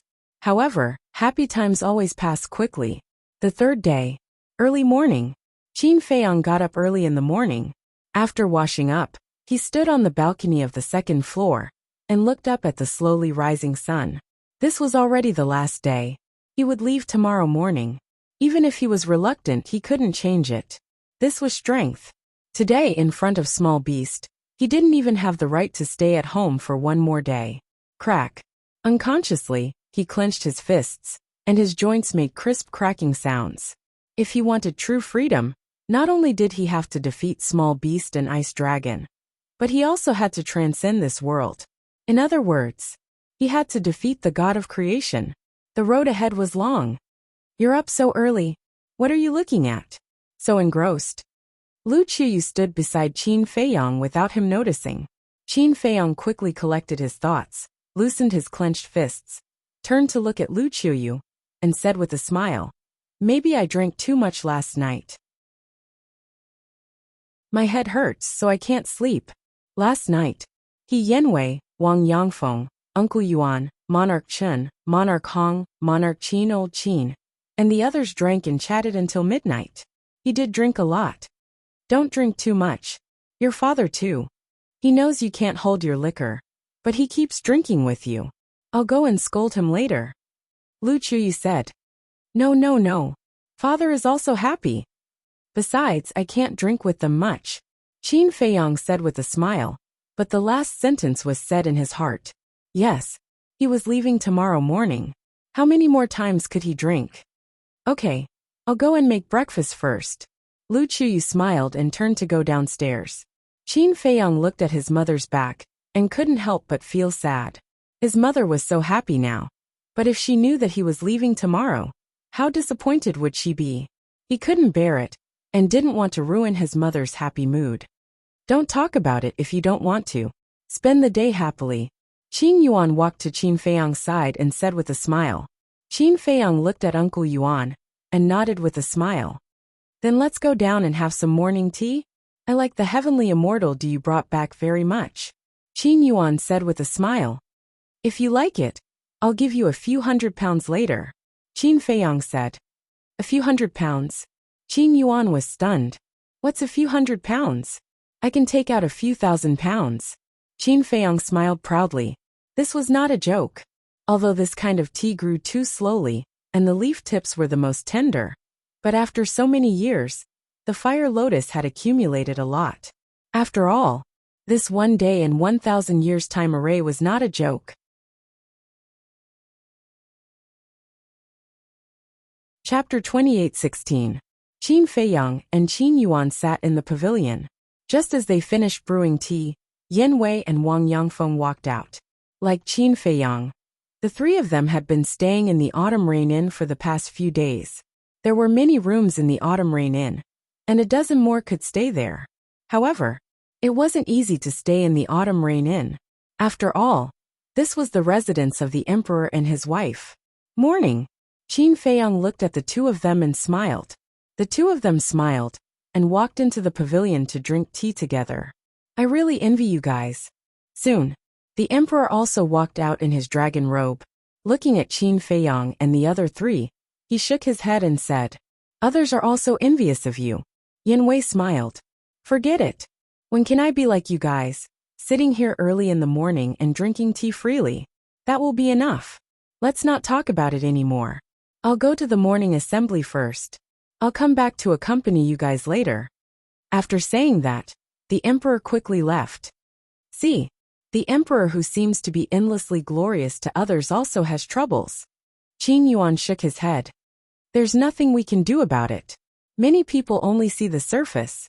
Only when he reaches this step and sits on this position can he understand the helplessness and troubles. Yan Wei said, Isn't life like this? Qin Feiyang smiled faintly, took out a brush, ink, paper and inkstone, and placed them neatly on the stone table. What are you doing? Qin Yuan and the other two looked at him suspiciously. Before leaving, I have to leave something behind. Qin Feiyang smiled. The three of them looked at each other. Yan Wei stood up and sat beside Qin Feiyang, helping to grind the ink. Qin Feiyang picked up the brush, dipped it in the ink, pondered for a while, and lowered his head to copy. Qin Yuan and the other two looked at it for a while. It turned out to be a kind of pill formula. Chaos Divine Pill, Nirvana Divine Pill, etc. After a while, Qin Feiyang finally finished copying. Feiyang, your intentions are good. But have you considered that Great Qin and the Forgotten Continent don't have such medicinal ingredients? Qin Yuan said. Even if we have the herbs, we don't have a high level of alchemy fire and alchemy furnace. We won't be able to refine it. Wang Yangfeng added. I've thought about this for a long time. Later, I will give you some alchemy fire, alchemy furnace and medicinal herbs. After I leave, I will give them to my mother. Qin Feiyang smiled. Yan Wei said, But we don't have an alchemist of that level. Take it slow. Who didn't climb up step by step? Maybe in the future, a powerful alchemist will be born by our side. Qin Feiyang smiled. All right. The three of them looked at each other and nodded. Uncle Yuan, please keep this pill formula for now. Qin Feiyang folded the pill recipe and handed it to Qin Yuan. Qin Yuan took it in his hand, looked at Qin Feiyang, and sighed inwardly. For Great Qin, this child had already done too much. Emperor Hong and Emperor Chen often said that Qin Feiyang was Great Qin's fortune, and he deserved it. Qin Feiyang pondered for a moment, raised his head and looked at the pavilion. Seeing that his mother didn't appear, he lowered his head and continued to write. This wasn't a pill formula, but a letter. A farewell letter to his mother, father, and all his friends and family. Yes, he wanted to use this method to bid farewell, because he really didn't want to see everyone's sad and tearful expressions when they saw him off. Although everyone would be sad when they saw the letter, at least he wouldn't see it with his own eyes. If he didn't see it with his own eyes, his heart would feel better. A moment later, Qin Feiyang wrote an entire page, then dried the ink, folded it, and handed it to Qin Yuan. Then, Qin Feiyang put away the brush, ink, paper and inkstone, took a sip of tea, and then looked at Qin Yuan and the other two, who all looked at him with a disappointed face, and couldn't help but shake his head and smile. What are you guys doing? Didn't I just say that we have to spend the day happily? Besides, If mother sees your expressions, she will definitely be suspicious. Qin Feiyang said. Qin Yuan said helplessly. You still have the mood to comfort us? What a joke. I am someone who has seen the world. My state of mind is definitely better than yours. Qin Feiyang smiled proudly. Qin Yuan and the other two looked at each other and laughed. What are you laughing at? So happy. At this moment, Lu Qiyu walked out and looked at them and asked with a smile. Nothing. We just talked about some funny topics. Qin Feiyang shook his head. All right then, come in and finish eating. Lu Qiyu said. After breakfast. Qin Feiyang helped to tidy up the bowls and chopsticks, looked at Lu Qiyu and said, Mother, I will go out for a walk with Uncle Yuan. Okay. Lu Qiyu nodded. Qin Feiyang then looked at Yin Wei and Wang Yangfeng and said, You guys also have to work hard, make a trip to the Lu family, Forgotten Continent Spirit State, and call everyone who needs to be called. Then when they ask what should we say, the two asked secretly, just say that it's more lively with more people. Everyone has a good gathering. Qin Feiyang said. Okay. The two nodded and got up to leave. Uncle Yuan, let's go too. Qin Feiyang smiled at Qin Yuan and flew towards the back of the mountain. Greetings, Your Highness. At the entrance of the back of the mountain, the Kirin army guarding outside immediately bowed. Qin Feiyang nodded and followed Qin Yuan straight into the back of the mountain. At this time, the back of the mountain was surrounded by clouds and mist, like a fairyland. With the 10 crystal veins and spirit veins, this place had become a holy land for cultivation. Qin Yuan said with a smile. This time you came back, you have made a great contribution again. Contribution? Qin Feiyang was stunned. Crystal veins, spirit veins, divine weapons, divine arts, aren't they all contributions? Qin Yuan said. These are all small matters. Qin Feiyang shook his head. It's a small matter for you. But for us, these divine objects are unimaginable. Qin Yuan smiled. Qin Feiyang asked with a smile. Then I'll take you to the Black Tortoise world? Okay. Qin Yuan nodded. Qin Feiyang waved his hand, and the two immediately appeared in the sky above the ancient castle of the Black Tortoise world. Looking at the medicine field below, and the astonishing energy of the spirit veins and crystal veins, even Qin Yuan's indifferent mood couldn't help but be shocked. Although I've given out a lot of crystal veins and spirit veins, for me, it's just a drop in the ocean. Qin Feiyang smiled faintly. I've seen it. Qin Yuan nodded. Qin Dage. At this time, Fire Lotus flew up. Qin Feiyang looked at Fire Lotus and said with a smile. Fire Lotus, let me introduce you. This old man is the Uncle Yuan that I often mention to you. Hello, Uncle Yuan. Fire Lotus bowed. Don't. Qin Yuan hurriedly waved his hand, because in his eyes, Fire Lotus was like an unfathomable ocean. Obviously, this was an extremely terrifying expert. Uncle Yuan, she's called Fire Lotus, a sister of mine.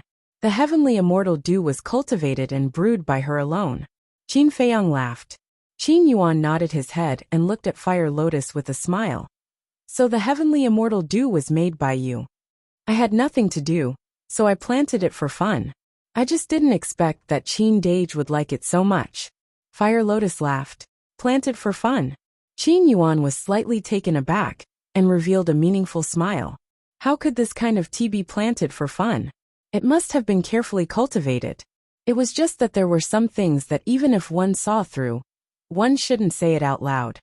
Fire Lotus, go prepare some tea leaves, as well as pill fire, pill furnace, and various medicinal herbs. Don't hurt the roots of these medicinal herbs. Qin Feiyang looked at Fire Lotus and said. Understood. Fire Lotus nodded and then looked at Qin Yuan with a smile. Then Uncle Yuan, I'll go get busy first. You can do whatever you want. All right.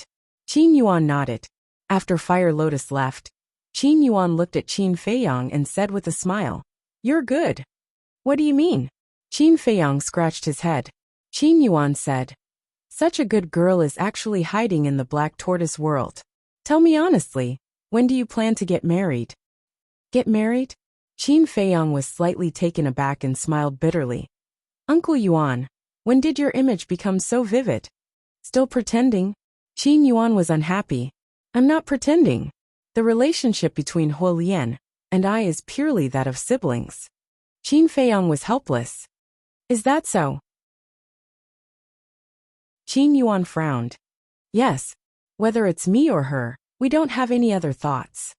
Qin Feiyang nodded. That's a pity. Although I just met her, this old man really likes her. Qin Yuan shook his head regretfully and asked, then what's her cultivation like? Her cultivation? Qin Feiyang was stunned and shook his head. It's better if you don't know. Brat, this old man has seen all kinds of things. How can you scare this old man? Qin Yuan glared at Qin Feiyang. All right. Fire Lotus is at the initial imperishable stage and has comprehended the law of time. She's a true supreme expert.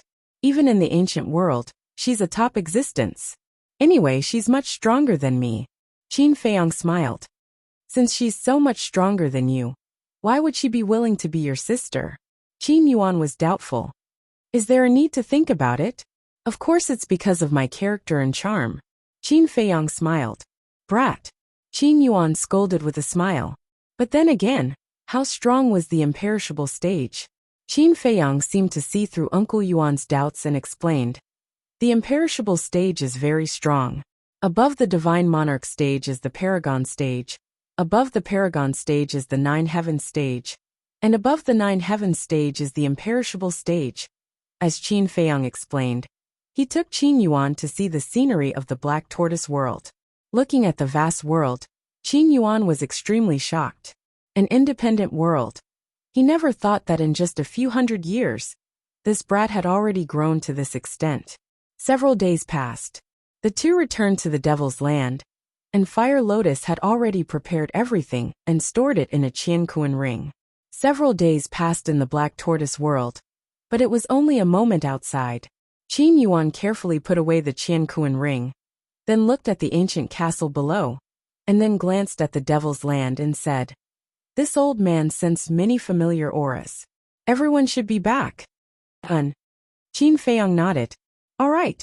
Let's go out. Qin Yuan smiled. Everyone was hiding in the Black Tortoise world, and he understood that, so he didn't disturb them. Fire Lotus smiled and said, Uncle Yuan, take care. Qin Yuan said, in the future, I'll have to trouble you to take care of Feiyang. I'm not afraid of being laughed at, but it has always been Qin Dage taking care of me. Fire Lotus said, he can take care of you. It's good enough that he doesn't cause you trouble. Qin Yuan shook his head. Uncle Yuan, am I so unbearable? Qin Feiyang was speechless. Qin Yuan shook his head and smiled, then glanced at the continent in front of him and said, let's go. Qin Feiyang waved his hand, and the two appeared in the sky above the back mountain again, then walked toward the deepest part of the mountain, where Emperor Hong and Emperor Chen lived.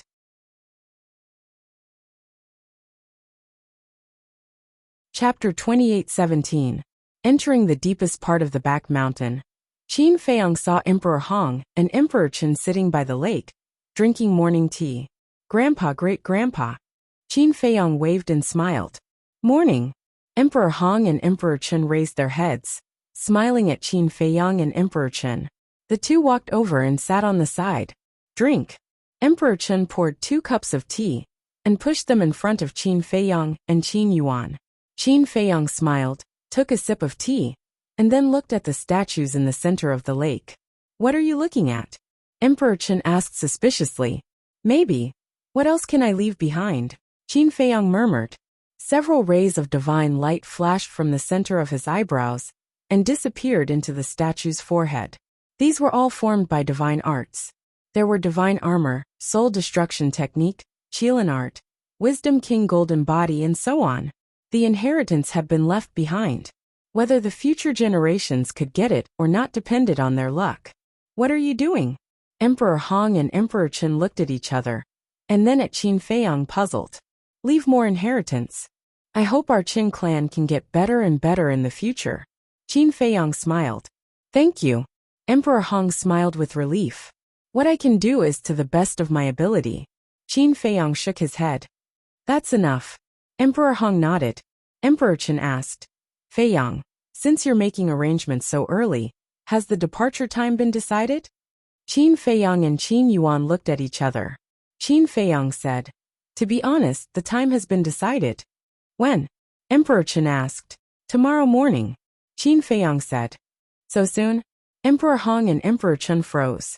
Yes. Something happened, so I had to leave. Qin Feiyang nodded. Emperor Hong came to a realization and said, no wonder you've been staying in the Imperial Palace these past 2 days. You've only been back for a few days. What's the hurry? Emperor Chen frowned. There are some things that I can't decide. Qin Feiyang shook his head. Emperor Chen and Emperor Hong looked at each other and saw Qin Feiyang's helplessness, so they didn't ask anymore. All right. Wander in peace outside. We'll take care of everything at home. Emperor Hong laughed. Yes. Qin Feiyang nodded. He looked at the two of them and said, don't tell mother about this for now, lest she be sad. Understood. The two of them nodded. Qin Yuan smiled and said, then let's go to the Autumn Rain Inn. Everyone should be here soon. Everyone? Emperor Hong and Emperor Chen were stunned. We're about to leave. So Feiyang invited all our friends to gather at the Imperial Palace. Qin Yuan said. Then the Imperial Palace is going to be lively today. The two looked at each other and smiled. On the way back to the Autumn Rain Inn, the four of them also called Li Jian, Old Qin, and the others. Qin Feiyang didn't hide anything from them. They didn't say much, and went to the Autumn Rain Inn with smiles. Arriving at the Autumn Rain Inn, Qin Feiyang saw 7 people sitting in the pavilion drinking tea and chatting. It was Lu Zheng, Lu Hong, Uncle He, and the 4 grandpas. Qin Yuan smiled and said, this Yin Wei and Lu Zhengyang are really efficient. Qin Feiyang smiled and walked toward the pavilion. You old geezers. Why do you have time to come to our imperial palace? The fled emperor pretended to be surprised. What? Do we have to get your permission? The 4th grandpa said with a cold face. Of course not. What I mean is, if you're coming, let me know in advance so that I can welcome you. Emperor Hong hurriedly waved his hand. How dare we trouble you? Lu Yin said. Haha. The old geezers looked at each other and couldn't help laughing. Greetings, Emperor Hong. Greetings, Emperor Chen. Greetings, Uncle Yuan. Lu Hong got up and saluted. Didn't I tell you to call me Grandpa and Great-Grandpa in the future? Why is it still Emperor Hong? Emperor Chen? So distant. Emperor Chen was dissatisfied. Lu Hong smiled and said, Grandpa, Great-Grandpa. That's right. You young people talk. After saying that, Emperor Chen sat at the stone table and chatted with the 4 grandpas. The old geezers got together to drink tea and chat, laughing constantly. Lu Zheng and Lu Hong pulled Qin Feiyang to the side. What? Qin Feiyang looked at the two suspiciously. Lu Zheng frowned and said, why did you suddenly call us to the imperial palace? Qin Feiyang was speechless. What else? Of course, it's a family gathering. Is there really nothing else? Lu Zheng and Lu Hong looked at him suspiciously. No. Qin Feiyang shook his head. At this time, Lu Qiyu stood at the door of the attic, looked at Qin Feiyang and said, Feiyang, come here. Okay.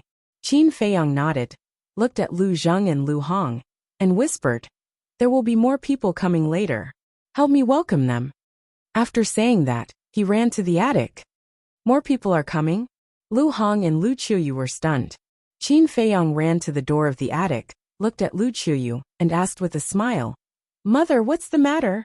I just heard from your grandpa that it was you who asked them to come to the imperial palace. What's going on? Lu Qiyu was suspicious. What else can it be? I just want everyone to get together and be happy. Qin Feiyang laughed. He had expected his mother to ask, is there really nothing else? Lu Qiyu looked at him doubtfully. There's really nothing else. Qin Feiyang was helpless. Lu Qiyu said, don't lie to me. Even if you lend me dozens of guts, I won't dare to lie to you. Qin Feiyang smiled bitterly.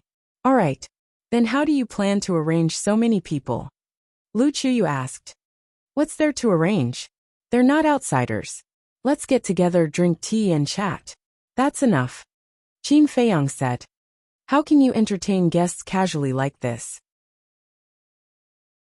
Lu Qiyu was speechless and said, okay, I'll arrange it. You go and chat with them. Then I'll have to trouble you, mother. Qin Feiyang smiled. Brat. Lu Qiyu scolded with a smile. It's so lively. Suddenly, a hoarse laugh sounded. Everyone looked up and saw a group of people landing at the entrance of the garden. Old Master Ren, Uncle Yen, Ling Yunfei, Sister Wu Shuang, Shuanger. Lu Hong was stunned. Why are they all here? Ling Yunfei looked at the indifferent group of people and said in dissatisfaction. Hey, hey, hey, is there no one to receive us? We're guests after all. Scram. What kind of guest are you? If you want to come, then come. If you don't want to come, then leave. Lu Hong glared at Ling Yunfei, walked up and smiled. Grandpa Ren, Uncle Yen, Uncle Jiang, Aunt Shui, Aunt Lu Ji, please come in. A group of people filed in. Lu Hong looked at Ling Yunfei's daughter and immediately squatted on the ground, smiling. Yenner is already so big. You are? The little girl looked at Lu Hong suspiciously. Don't you remember? I even went to see you when you were young. Lu Hong laughed. The little girl shook her head. Yenner, this woman is a tigress. You'd better stay away from her in the future. Ling Yunfei held the little girl and taught her seriously. Who are you calling a tigress? Lu Hong immediately frowned. Whether she's a tigress or not, Lu Zheng has the most right to say. Ling Yunfei chuckled, looked at Lu Zheng standing not far away and said, Lu Zheng, say something fair. You and I know it in our hearts. Why do you have to say it out loud? Lu Zheng winked. What did you say? Lu Hong immediately glared at him. No, my dear wife, this Ling Yunfei is a scum. You should stay away from him in the future. Lu Zheng quickly waved his hand and glared at Ling Yunfei fiercely. With the opposite sex, there's no humanity. Ling Yunfei shook his head sadly. The little girl looked at Ling Yunfei and said, Daddy, what do you mean by with the opposite sex, there's no humanity? This? The little girl suddenly asked this, and Ling Yunfei didn't know how to answer for a moment. See, sooner or later, the child will be led astray by you. Zhao Shuang, couldn't help but glare at Ling Yunfei. Ha! Ling Yunfei smiled embarrassedly. In the pavilion, Emperor Hong stood up and looked at Old Master Run and the others. He said with a smile, Come, sit. I'm afraid we can't sit here. Jiang Jingyi said with a smile. Yen Nanshan also chuckled. It feels more lively than the end of the year. Yeah. Everyone nodded. Lu Zheng, what are you still doing? Hurry up and bring some stools over. Lu Yin looked at Lu Zheng and shouted. Lu Zheng muttered. It seems that I'm also a guest. Lu Yin immediately stared. Okay, right away. Lu Zheng nodded and hurriedly ran into the attic. Looking at Qin Feiyang, he said angrily, You have the nerve to let me, a guest, busy myself? You're the only one who thinks of yourself as a guest. Qin Feiyang shook his head and laughed. Scram! Lu Zheng glared fiercely at Qin Feiyang, then picked up a few stools and ran out. Lu Zhengyang looked outside and asked, Feiyang, is there anyone else? Yes. Qin Feiyang nodded. You child calling so many people at once, I wasn't prepared at all. Lu Chuyu shook his head and smiled bitterly. Didn't I already say that we're all family? There's nothing to prepare. Qin Feiyang said. Lu Chuyu smiled helplessly. Yo, so many people. Is it some kind of happy occasion? Suddenly, another voice rang out. Fatso Li Yen, Gongsun Bei, Yi Shu, and the others also came under the lead of Yen Wei and Wang Yangfeng. Lu Hong was stunned. Almost everyone was here. Fatso ran in, looked at everyone, cleared his throat and shouted. Grandpas and grandpas, uncles and aunties, brothers and sisters, hello. Everyone looked at Fatso speechlessly. How old was he? Why was he still so childish? Why is there no reaction? Give me a red packet at least. Fatso said sadly. Everyone rolled their eyes at once. Li Yan's face darkened and she said, Don't embarrass me here, okay? How is this embarrassing? This is called bonding. You don't understand. Fatso waved his hand and ran to the attic. Li Yan, this damn Fatso, we still have to teach him a lesson. Feng Ling looked at Li Yan and said, Indeed. You're already a father, but you're still so indecent. Lu Hong, Zhao Shuanger, Ren Wushuang, and Luo Qingzhu also nodded one after another. Fatso ran to Qin Feiyang's side and looked at Lu Chuyu with a smile. Hello, Auntie.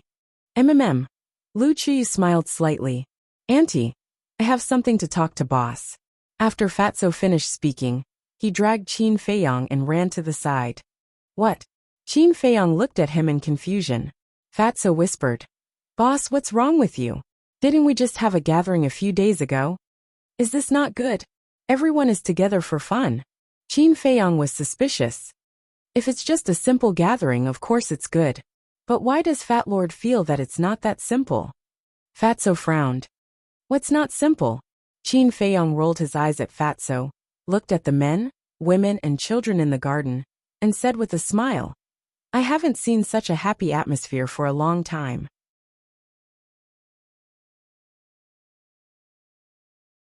Chapter 28:18.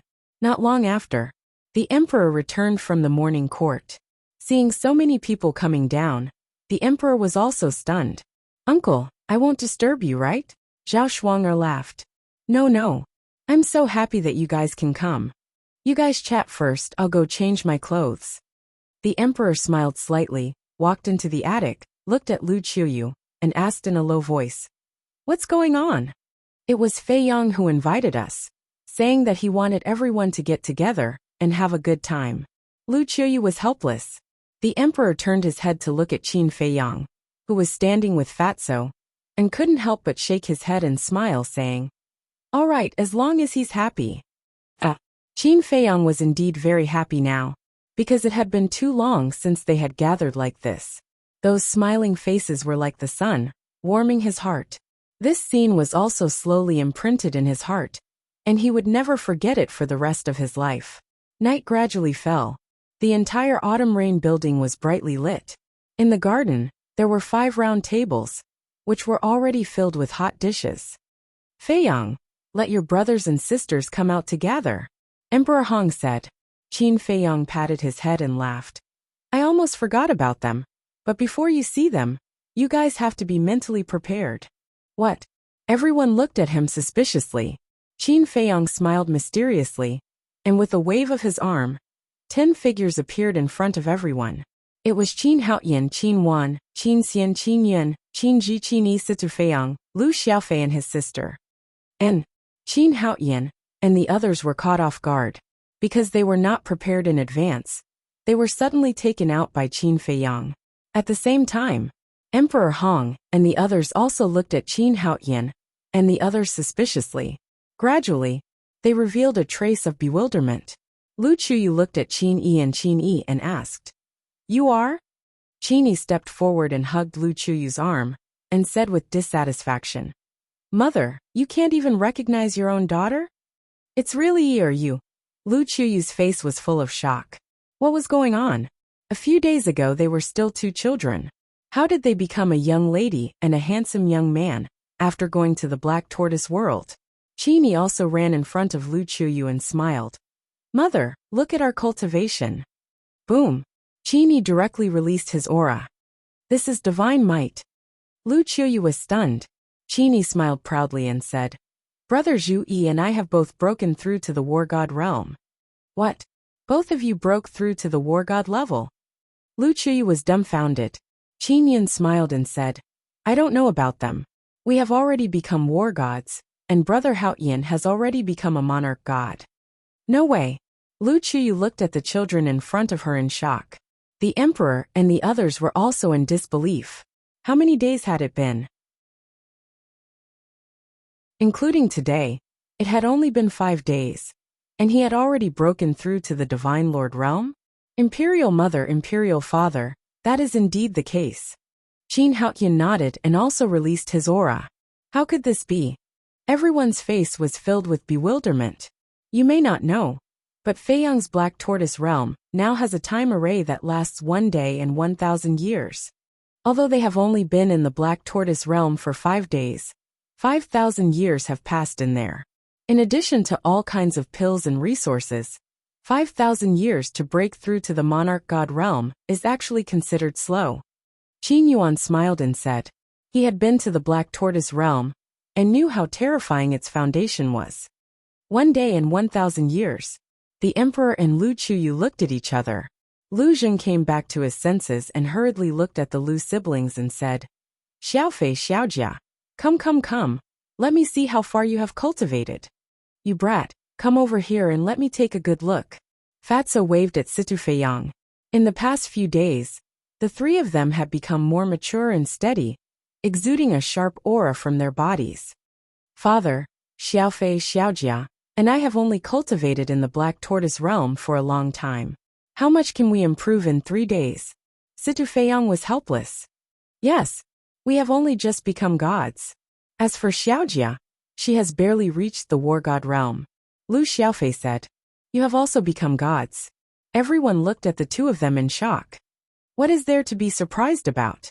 If Anti-Fire Lotus was not worried that we would break through too quickly and affect our state of mind and deliberately slowed down our speed, I am afraid that even Xiaojia would have become gods.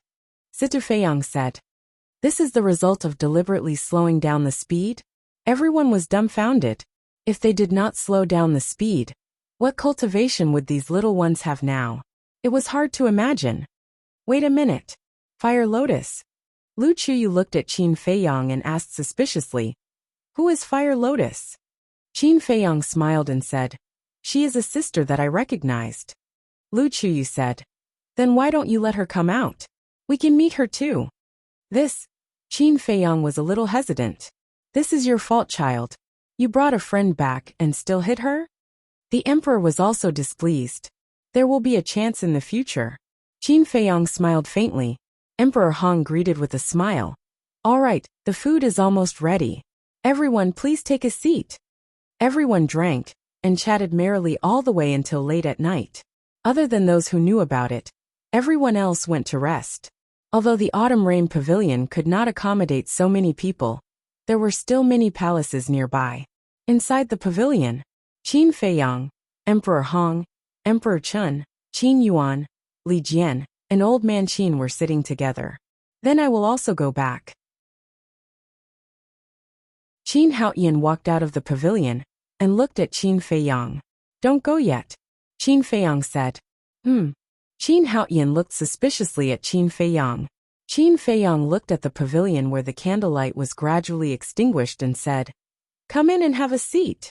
Qin Haoyan walked into the pavilion and sat opposite Qin Feiyang. Qin Feiyang asked, do you know why I let you go to the Black Tortoise world to cultivate? Beside him, Emperor Hong and the others were all drinking tea, not saying a word. I don't know. Qin Haoyan shook his head. I want to pass the responsibility of protecting the great Qin and forgotten continent to you. Qin Feiyang said. Qin Haoyan was stunned and shook his head. I don't have the time. Then you can't run away, because you are the third person to have the purple gold dragon blood. Although father and mother gave birth to so many brothers and sisters, I believe that none of them can achieve ancestral awakening. Qin Feiyang smiled. You are so sure? Qin Haoyan frowned. It seems that when you awaken the purple gold dragon soul, I already knew the opportunity for ancestral awakening. This opportunity is the purple gold dragon soul. In other words, only the descendants of the Qin clan, who awakened the purple gold dragon soul, have a certain chance of ancestral awakening. Qin Feiyang said. Qin Haoyan frowned and said, even so what?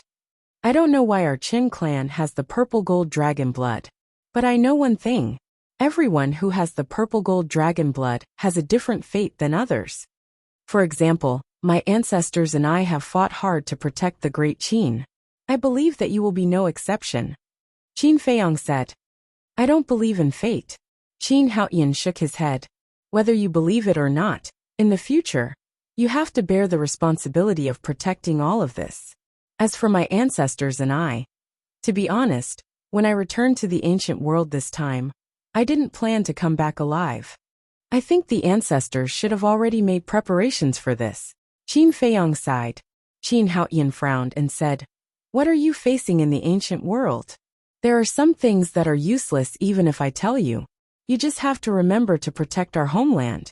With that, Qin Feiyang took out 10 legendary grade divine artifacts and 10 supreme grade divine arts, and said, these are for you alone. So much. Qin Haoyan was stunned.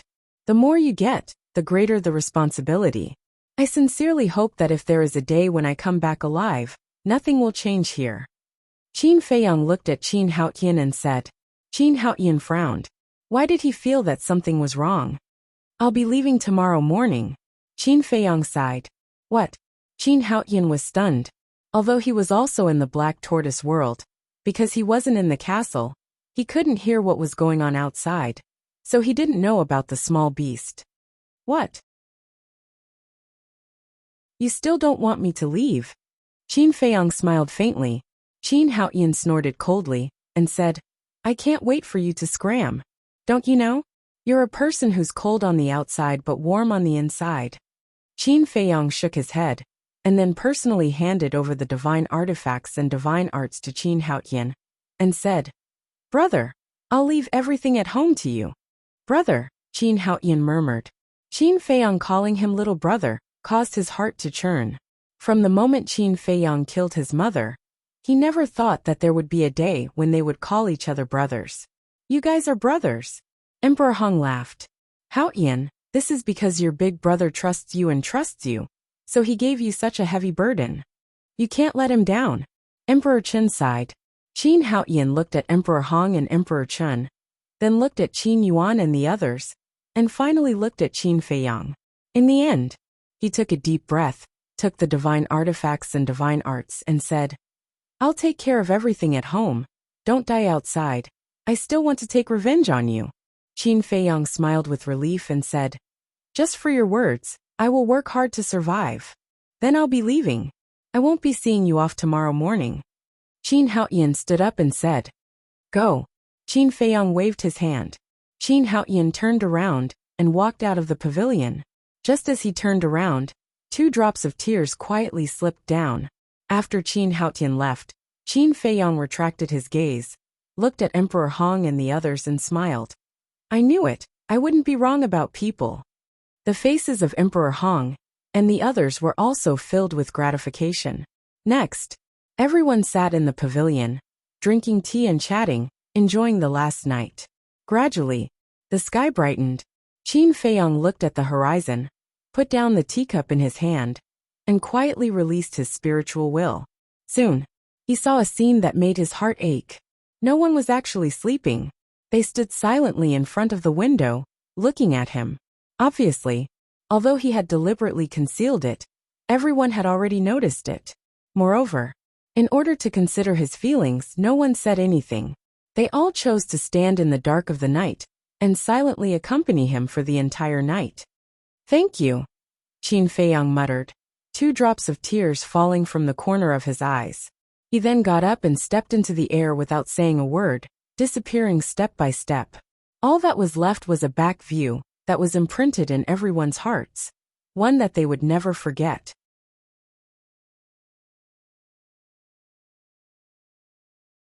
Chapter 28:19. Feiyang. Lu Chuyu stood in front of the window and looked at Qin Feiyang's back as he left. She could no longer hold back her tears. The emperor silently held her in his arms. His heart was also extremely bitter. Boss, do you think we're all stupid? Don't you know you're leaving? We've been with you for so many years. Fatso also hugged the reluctant Li Yan and muttered. Bastard. You must come back alive, Ling Yunfei whispered. Feiyang, we'll all wait for you at home. Old Man Ren Wushuang Luo Qingzhu, Feng Ling Er, Yan Nanshan Jiangjingyi and others were also silently sending Qin Feiyang off. Spirit State. The Sea of Despair. The surface of the sea in the morning was covered with a layer of white frost. A figure descended above the sea. It was Qin Feiyang. Without any concealment, his divine sense flooded into the undersea city. Whoosh! After a while, 4 figures swept out of the sea. They were the Mermaid Princess, the Mermaid Emperor, the Black-Winged King, and the White-Winged King. Why didn't you go down directly? You even released your divine sense. Do you want me to carry you down in a palanquin? The Mermaid Emperor looked at Qin Feiyang with dissatisfaction. Qin Feiyang smiled bitterly and said, We won't go down because we're leaving. Leaving? The 4 of them were stunned. The Mermaid Princess hurriedly said, Feiyang, it's only been a few days. Qin Feiyang said, Something happened, so we have to leave.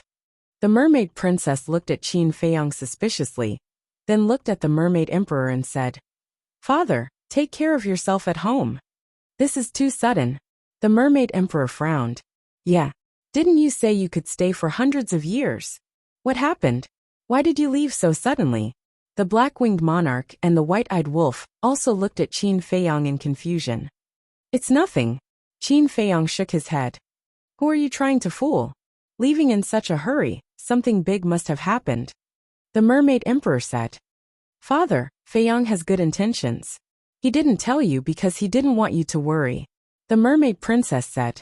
The mermaid emperor looked at the mermaid princess and sighed deeply. All right. But kid, you better listen carefully. You must take care of my daughter. If I find out that you bullied her, I will not let you off.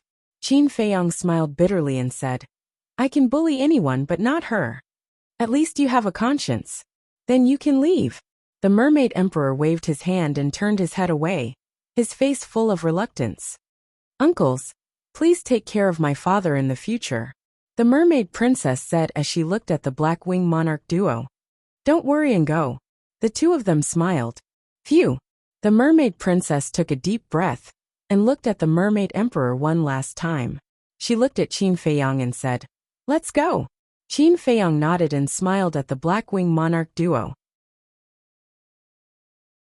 Then, he pulled the mermaid princess and left without looking back. The black-winged monarch patted the mermaid emperor's shoulder and said, Old man, if you don't take a few more looks, they will really be gone. If they are gone, so be it. The mermaid emperor snorted, but his eyes did not listen to him. He looked at Qin Feiyang and the mermaid princess.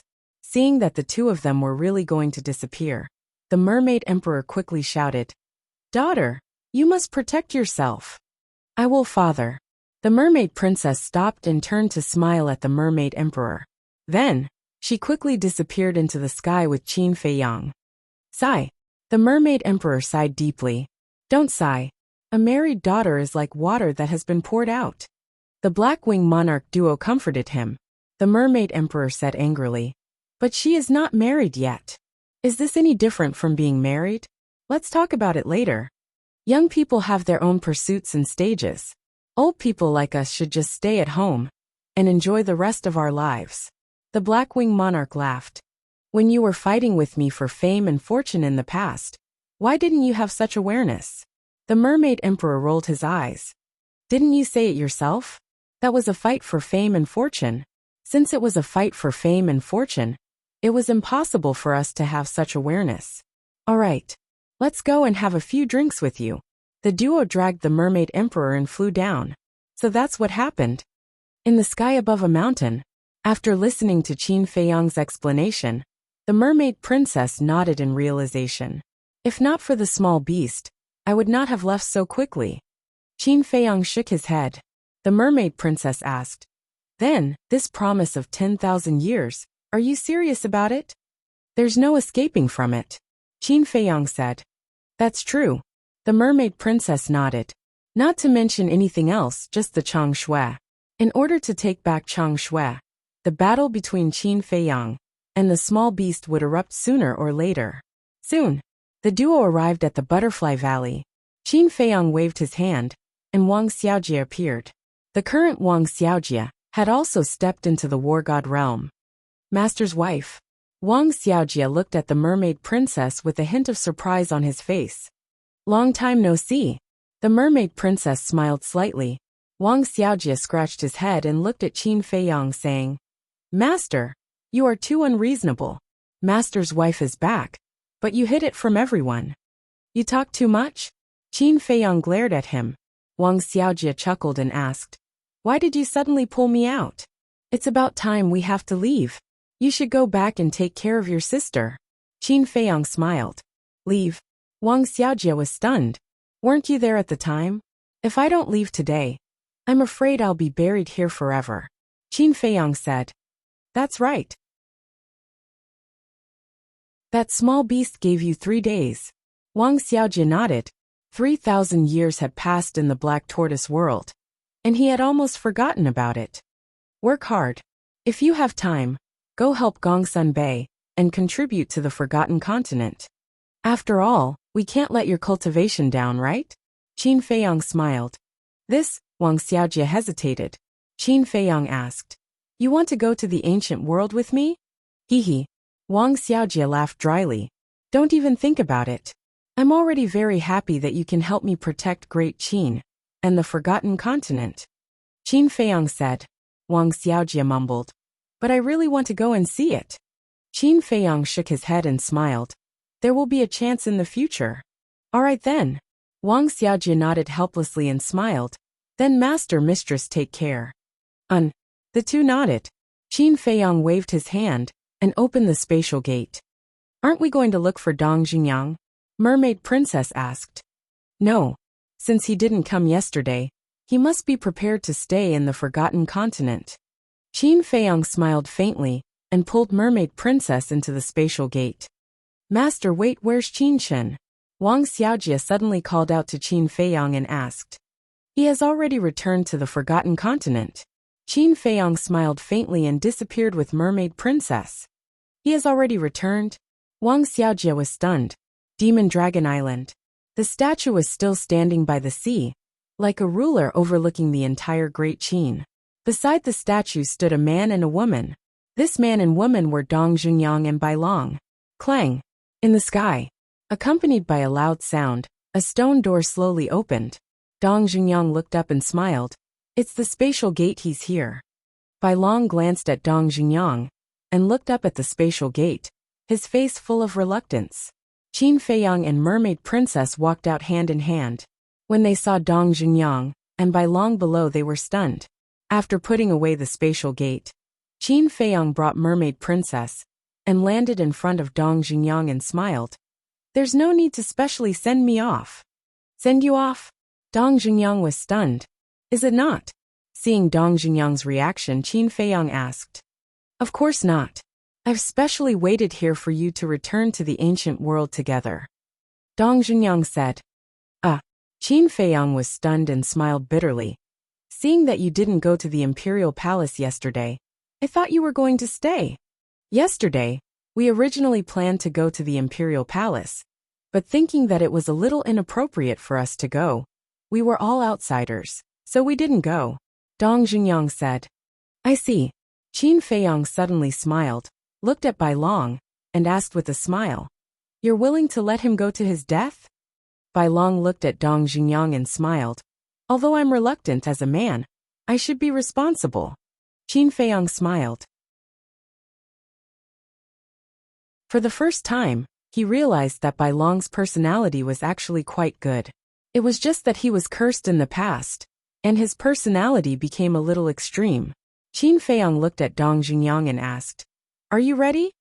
Dong Xingyang smiled faintly, looked at Bai Long, and said, Then I'll be leaving. Protect yourself, and help to protect Great Qin. Okay. Bai Long nodded and said with a little sob, You must come back alive. Life and death are fated. Riches and honor are up to the heavens. If I can really come back alive, I'll openly marry you as Dong Xingyang, and hold a grand wedding ceremony for you. Dong Xingyang said. I'll be waiting. Bai Long nodded, a weeping beauty. Dong Xingyang raised his arm, gently wiped away the tears on Bai Long's face, and resolutely turned around and rushed into the sea. We'll meet again. Qin Feiyang smiled at Bai Long, then reluctantly glanced at the land, pulled the Mermaid Princess, and disappeared into the deep sea without looking back. It was also possible that they would never meet again. The teleportation altar to the miracle was in the deep sea. Although the conditions to revive the altar were harsh, it was not difficult for Qin Feiyang back then, let alone now. Soon, they returned to the second level of the miracle. Why are they so fast? Sensing the appearance of the three, the fire python immediately descended in front of them, and was quite surprised. Small Beast has given the order. Do we dare to continue to stay? Qin Feiyang smiled bitterly. What? Lord Beast God has been to Great Qin? The fire python was shocked.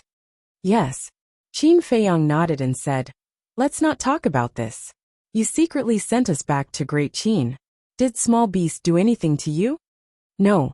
The fire python shook its head and said with a smile. Because of this, I gained a blessing in disguise. A blessing in disguise. Qin Feiyang and the others looked at it suspiciously. Now I'm not only the guardian of the first and second level, but also the guardian of the third level. The fire python laughed. No way. Qin Feiyang and the others looked at each other.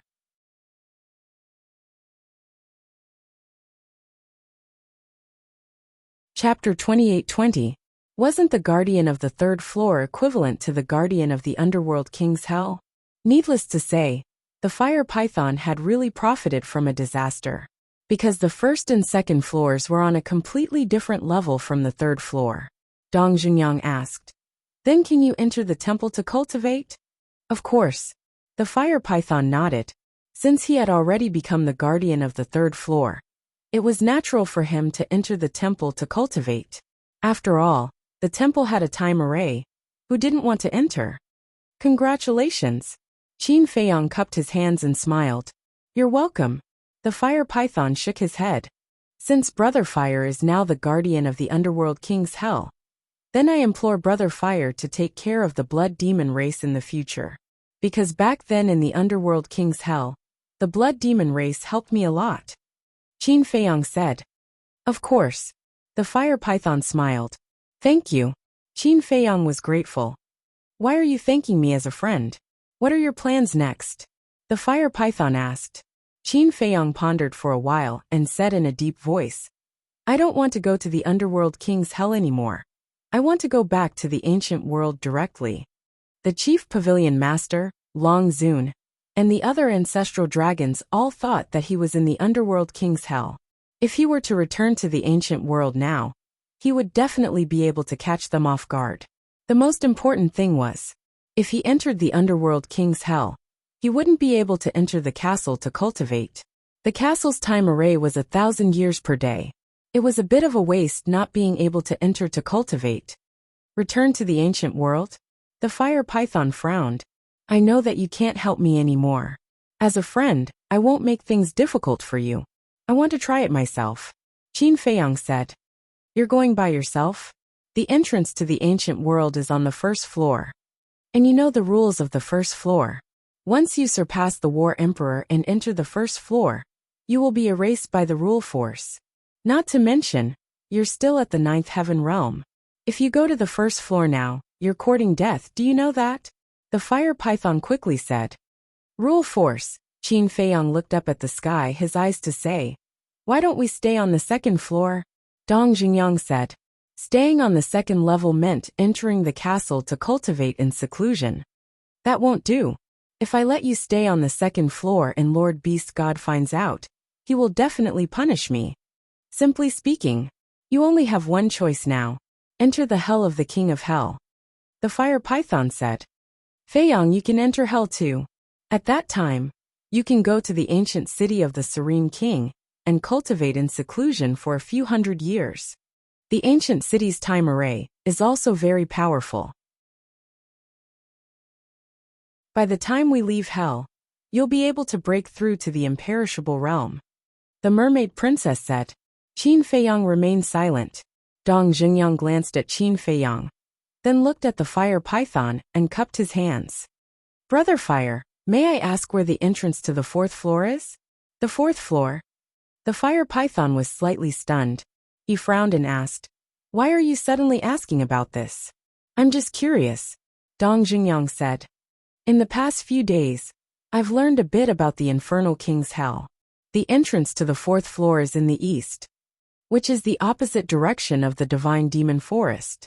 However, to enter the 4th floor, you must first be at the imperishable realm. Otherwise, other than Lord Beast God, even I can't send you to the 4th floor safely. Because the passage to the 4th floor is filled with a terrifying storm. This storm can kill any living being below the imperishable realm. The fire python said. So terrifying? Dong Jungyang was shocked. Yes. In short, it's best not to go before reaching the imperishable realm. After the fire python finished speaking, it looked at Qin Feiyang again. It steeled its heart and closed its eyes. Dong Jungyang and the mermaid princess looked at the fire python suspiciously. After a while, the fire python opened his eyes and said, Lord Beast God and Lord Ice Dragon are not in the divine ruins now. I'll send you to the ancient world. What? Qin Feiyang looked up at the fire python. I also found the entrance to the ancient world just now. There's no time to lose. Let's go now. After saying that, the fire python took the 3 of them and appeared in the sky above a plane on the 1st floor. There were fierce beasts everywhere on the plain. But at this moment an extremely strange scene appeared. There was nothing in the void in front of them, but these fierce beasts were retreating in fear. If it were anyone else, they would definitely be scared out of their wits and think that they had seen a ghost. Qin Feiyang and the others were very familiar with it. The fire python waved his hand, and a surge of divine power rushed forward. With a clang, an ancient stone door appeared out of thin air. This was the entrance to the ancient world. Brother Fire, thank you. If the small beast finds out, just say that you don't know anything, and let it come to me. I have a way to deal with it. Qin Feiyang said. Okay. The fire python nodded and said, take care.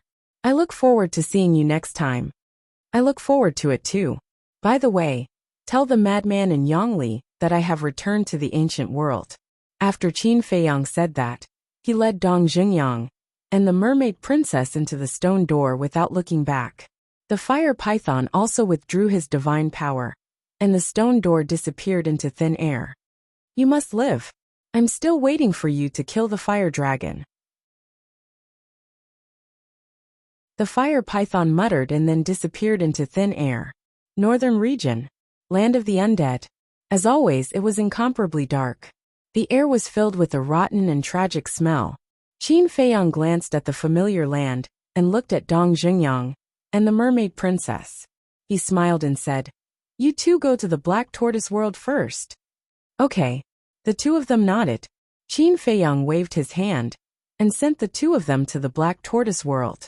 Then he took Huai and the five-clawed golden dragon out. This is... Huai glanced around. That's right. Land of the undead. Qin Feiyang nodded and smiled. Huai grinned and said, okay, we can go to Dongling. Speaking of Dongling, the five-clawed golden dragon's eyes lit up. Thinking about immortal intoxication all day long. Qin Feiyang looked at the two of them speechlessly. The five-clawed golden dragon also maintained his human form. He was a middle-aged man in golden clothes. What do you know? Huai pursed his lips. The three of them rushed out of the land of the undead and went straight to Nine Heavens Palace. Nine Heavens Palace. Peak of the mountain. An old man in white sat cross-legged in front of the heaven stairway. Although countless disciples came and went, the old man never opened his eyes. This person was Elder Wei. Shangguan Fenglan's master, was also one of the guardians of Nine Heavens Palace. Swish! Suddenly, three figures descended on the peak of the mountain. It was Qin Feiyang and the other two. However, Qin Feiyang and Huai had changed their appearances in order not to cause a sensation. And, sensing the aura of Qin Feiyang and the other two, Elder Wei finally opened his eyes. Two cold lights burst out of his eyes. The disciples who came and went also stopped and looked at the three unfamiliar faces. Elder Wei. Qin Feiyang stepped forward, bowed respectfully, and transmitted his voice. I am Qin Feiyang. Elder Wei's heart moved. He turned to look at the disciples next to him and waved his hand. What are you all looking at? The group of disciples suddenly dispersed. Elder Wei retracted his gaze and looked at Huai and the five-clawed golden dragon, frowning. Which one of you is the vice palace master? Me, Huai said. Elder Wei immediately looked at Huai, his face full of anger, and secretly said, no matter what, you are still the vice palace master. How can you run around all day? Don't I have you guys here? Why should I stay in Nine Heavens Palace? Huai pouted. How can we be the same as you? Elder Wei was helpless. What's the difference? Enough.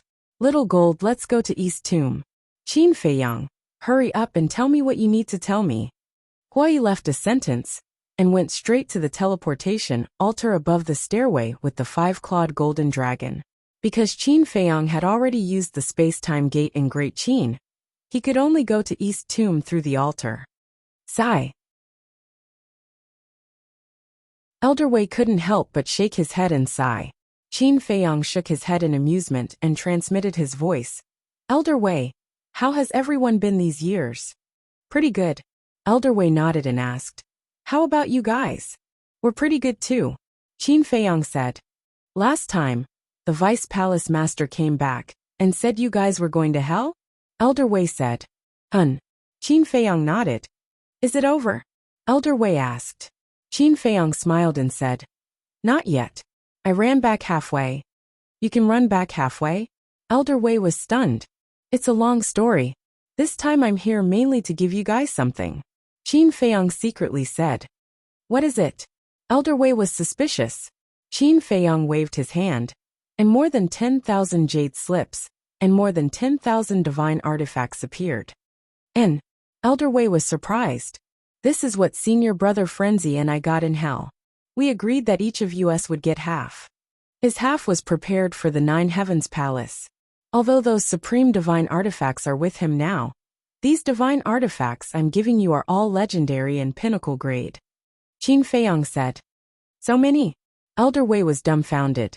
These divine artifacts were indeed legendary and pinnacle grade, and there were not only legendary and pinnacle grade divine arts, but also supreme grade. What exactly was the Underworld King's hell? There were so many terrifying divine artifacts. Wait, where's Frenzy? Why don't I see him?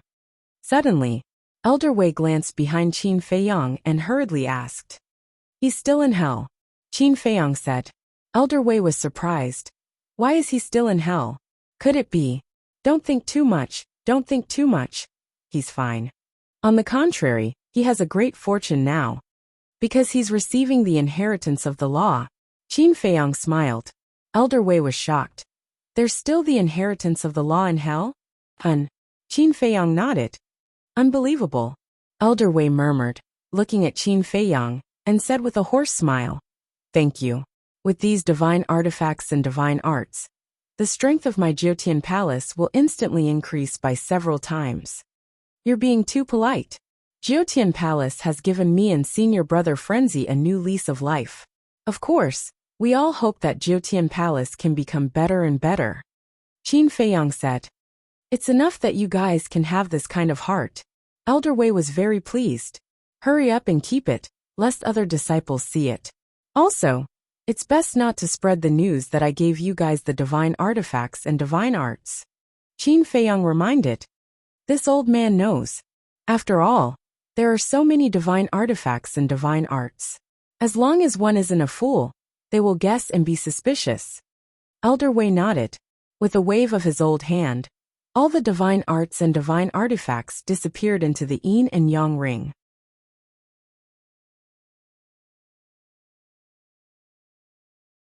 Chapter 28-21. In addition, Qin Feiyang pondered for a while, looked at Old Wei and said, "I'll give you another 100 crystal veins and soul veins." "Crystal veins, soul veins?" Old Wei was slightly taken aback, shook his head and said, "We have all of these, you don't have to give them to us." "Are you sure you don't want them? These aren't ordinary crystal veins and soul lines." Qin Feiyang laughed. "Although this old man has never been to the divine land, I can be considered as someone who has seen the world. Other than the divine level soul veins and crystal veins, they are nothing in my eyes." Old Wei chuckled. Qin Feiyang was stunned. Did Old Wei think that he was going to give him the soul veins and crystal veins below the divine level? If it's rank 1 or 2 divine level soul veins and crystal veins, this old man can still consider it. Old Wei said again, "Old senior, you're looking down on this junior." Qin Feiyang shook his head and smiled bitterly. A mere rank 1 or 2 divine level soul veins and crystal veins. He couldn't take them out. Looking at Qin Feiyang's reaction, Old Wei couldn't help but be suspicious. Could it be that it was more than rank 1 or 2? "Come with me, elder." Qin Feiyang didn't explain much, turned around and landed in a valley below, and transmitted his voice. "Fire Lotus, are you ready?" "Is it necessary?" Fire Lotus asked secretly. "Of course. You and Hui have helped me so much all these years. What's a mere crystal vein and soul vein?" Qin Feiyang laughed secretly. "That's right. Giving the crystal vein and soul vein to Nine Heaven Palace was all because of Fire Lotus and Hui. Especially Fire Lotus, who had been helping him all these years. It could be said that, without Fire Lotus, there wouldn't be the current Black Tortoise Realm, because the current Black Tortoise Realm was created by Fire Lotus. So, putting himself in their shoes, he naturally wouldn't mistreat Fire Lotus and Nine Heaven Palace. "All right," Fire Lotus responded. "Soon." Qin Feiyang waved his hand, and 100 crystal veins and soul veins appeared. This is... Elder Wei stood beside Qin Feiyang. At first, he didn't think much of it, but when he saw these crystal veins and soul lines with his own eyes, he was shocked. Even though he was knowledgeable and experienced, he couldn't help but be shocked when he saw the 100 crystal veins and spirit veins. This was because he discovered that he couldn't see through the levels of these crystal veins and soul veins. These are all rank 8 deities. Qin Feiyang smiled. Level 8. God Realm. Old Wei muttered, his eyes filled with shock. You couldn't find a single crystal vein and soul vein of this level in the entire 4 regions. Perhaps it was rare even in the Divine Land. When he came back to his senses, Elder Wei hurriedly waved his hand and said, "This is too precious. I don't deserve it. Why are you being so polite with me?" Qin Feiyang smiled faintly. This old man is not being polite with you. You're facing dragons now. What you need the most is cultivation resources. This kind of supreme treasure is the most helpful to you. Don't give it to us. It's a waste. Elder Wei shook his head. Taking out 100 rank 8 spirit veins and crystal veins in one go was simply too shocking. Spirit veins and crystal veins of this level were legendary existences in his eyes. I still have a lot. Qin Feiyang smiled. A lot? Elder Wei was stunned. Yes. Back in the Divine Land, I snatched a lot of crystal veins and soul veins. And now, the time rule of the Black Tortoise realm is 1,000 years, so they've all evolved to rank 8 deities. Qin Feiyang said. 1,000 years in a day. The corner of Elder Wei's mouth twitched. These were all monsters. After pondering for a while, he said, "Well, this old man won't stand on ceremony with you." It would be a lie to say that he wasn't tempted by the rank 8 deities' soul veins and crystal veins. It was only because he considered that Qin Feiyang and the others needed more crystal veins and soul veins. So he refused. But now, since Qin Feiyang said that he had a lot, he certainly didn't stand on ceremony. Qin Feiyang thought for a while and asked, "How is Shengguanqiu now?" She went to the Divine Land a long time ago." Elder Wei said. "What? She went to the Divine Land?" Qin Feiyang frowned. "Yes. The last time the Pavilion Master went to the Divine Land, he took Shengguanqiu with him. The Pavilion Master came back and said that Shengguanqiu chose to stay in the Divine Land." Elder Wei said. Qin Feiyang frowned and said, "Why did they go to the Divine Land? Didn't they tell you before that the Chief Pavilion Master would go to the Divine Land every 100 years? Elder Wei asked. Qin Feiyang thought for a while and nodded. "Yes, but it's been so long that I forgot. It was the Deputy Pavilion Master who told him this. Therefore, he went to the Deputy Pavilion Master to inquire about the dragons. The Deputy Pavilion Master told him that if he really wanted to go to the Divine Land, he could go together with the Pavilion Master." Qin Feiyang also asked how long it would take for the Pavilion Master to go to the Divine Land. The Deputy Pavilion Master answered that it would take 50 years. Qin Feiyang couldn't wait 50 years, so he didn't take it to heart. Shengguanqiu entered the Divine Land after he entered the Hell of the Nether King. And he stayed in the Hell of the Nether King for more than 200 years. In other words, Shengguanqiu had stayed in the Divine Land for almost 200 years. Why did she stay in the Divine Land? Qin Feiyang frowned. Elder Wei sighed. Do you still need to think about it? Any sensible person knows that she must have done it for you. Silly woman. Qin Feiyang shook his head and asked, "Did the Pavilion Master say where she is in the Divine Land now?" "You'll have to ask Shengguan Fenglan or the Pavilion Master," Elder Wei said. Qin Feiyang rubbed his forehead and sighed. "She can't stay in the treasure house of the Divine Land." "What do you mean? She's a member of the treasure house. Isn't it good to stay in the treasure house?" Elder Wei was suspicious. "There are some things that you don't understand." Qin Feiyang shook his head and sighed. "That's it for now. I'll go find the Pavilion Master." "Okay." Elder Wei nodded. Qin Feiyang opened an altar and walked up. "Strange." Elder Wei shook his head, put away the vein of soul and vein of crystal, and returned to the Ninth Heaven Palace. When he found the first elder, explained this matter, and took out the vein of soul, vein of crystal, divine weapons, and divine arts, the first elder was also shocked. Then, the first elder was filled with emotion. He didn't expect that in just a few hundred years, Qin Feiyang and Frenzy had grown to such a level and given such a rich reward to the ninth heaven realm. In the southwest of the northern region, there was a stretch of undulating mountains. Somewhere in the mountain there was a valley. In the valley, there was a courtyard, and beside the courtyard, there was a small pond. Inside, lotus leaves stood tall and lotus flowers bloomed. In addition, there was a vegetable garden around. Numerous green wild vegetables exuding vitality swayed in the wind. From the looks of it, it was as if an ordinary family lived here.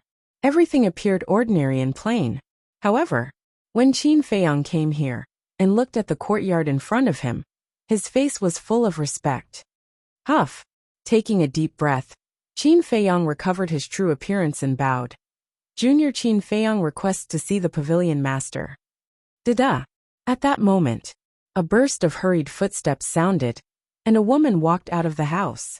The woman was about 35 or 36 years old, wearing a red dress. Her black hair was tied up high, with an exquisite jade hairpin in the middle, looking dignified and virtuous. Moreover, she was very kind, without any threatening aura. Although there were crow's feet at the corner of her eyes, whether it was her figure or skin, they were all like a young girl. It's really you? The pavilion master stood at the door and looked at Qin Feiyang in a daze. Yes. Qin Feiyang nodded and smiled. The pavilion master walked quickly to Qin Feiyang and asked, "Didn't you go to the hell of Hades?" "I just came back," Qin Feiyang said. "That's not right. I heard that this hell of Hades can only come out after 1,000 years. Are you really Qin Feiyang?" The pavilion master frowned. Qin Feiyang took out a heaven's eye stone, held it in his hand, and said with a wry smile, "It's real." Seeing that the heaven's eye stone did not respond for a long time, the pavilion master was finally relieved and asked suspiciously, "It's not time yet. How did you come out?" "By chance, I found a way out." Qin Feiyang smiled vaguely. The pavilion master rolled his eyes, obviously not believing it, but he did not continue to ask and said, "Come in and sit." Qin Feiyang walked into the yard and followed the pavilion master to the stone table next to him. The pavilion master smiled and said, "Why did you suddenly come to me?" Qin Feiyang sighed and said, "There's something I have to ask." "What is it?" The pavilion master was suspicious. "Shengguan Qiu," Qin Feiyang said. The pavilion master was stunned and asked, "You've seen her?" "I haven't returned to the divine land yet. How could I see her? I just went to see Elder Wei, and he told me that Shengguan Qiu stayed in the divine land. So I came to you to ask about the details." Qin Feiyang said. "I see." The pavilion master nodded and said with a smile, "After I took her to the divine land, I went to the divine land again. She's doing well in the divine land."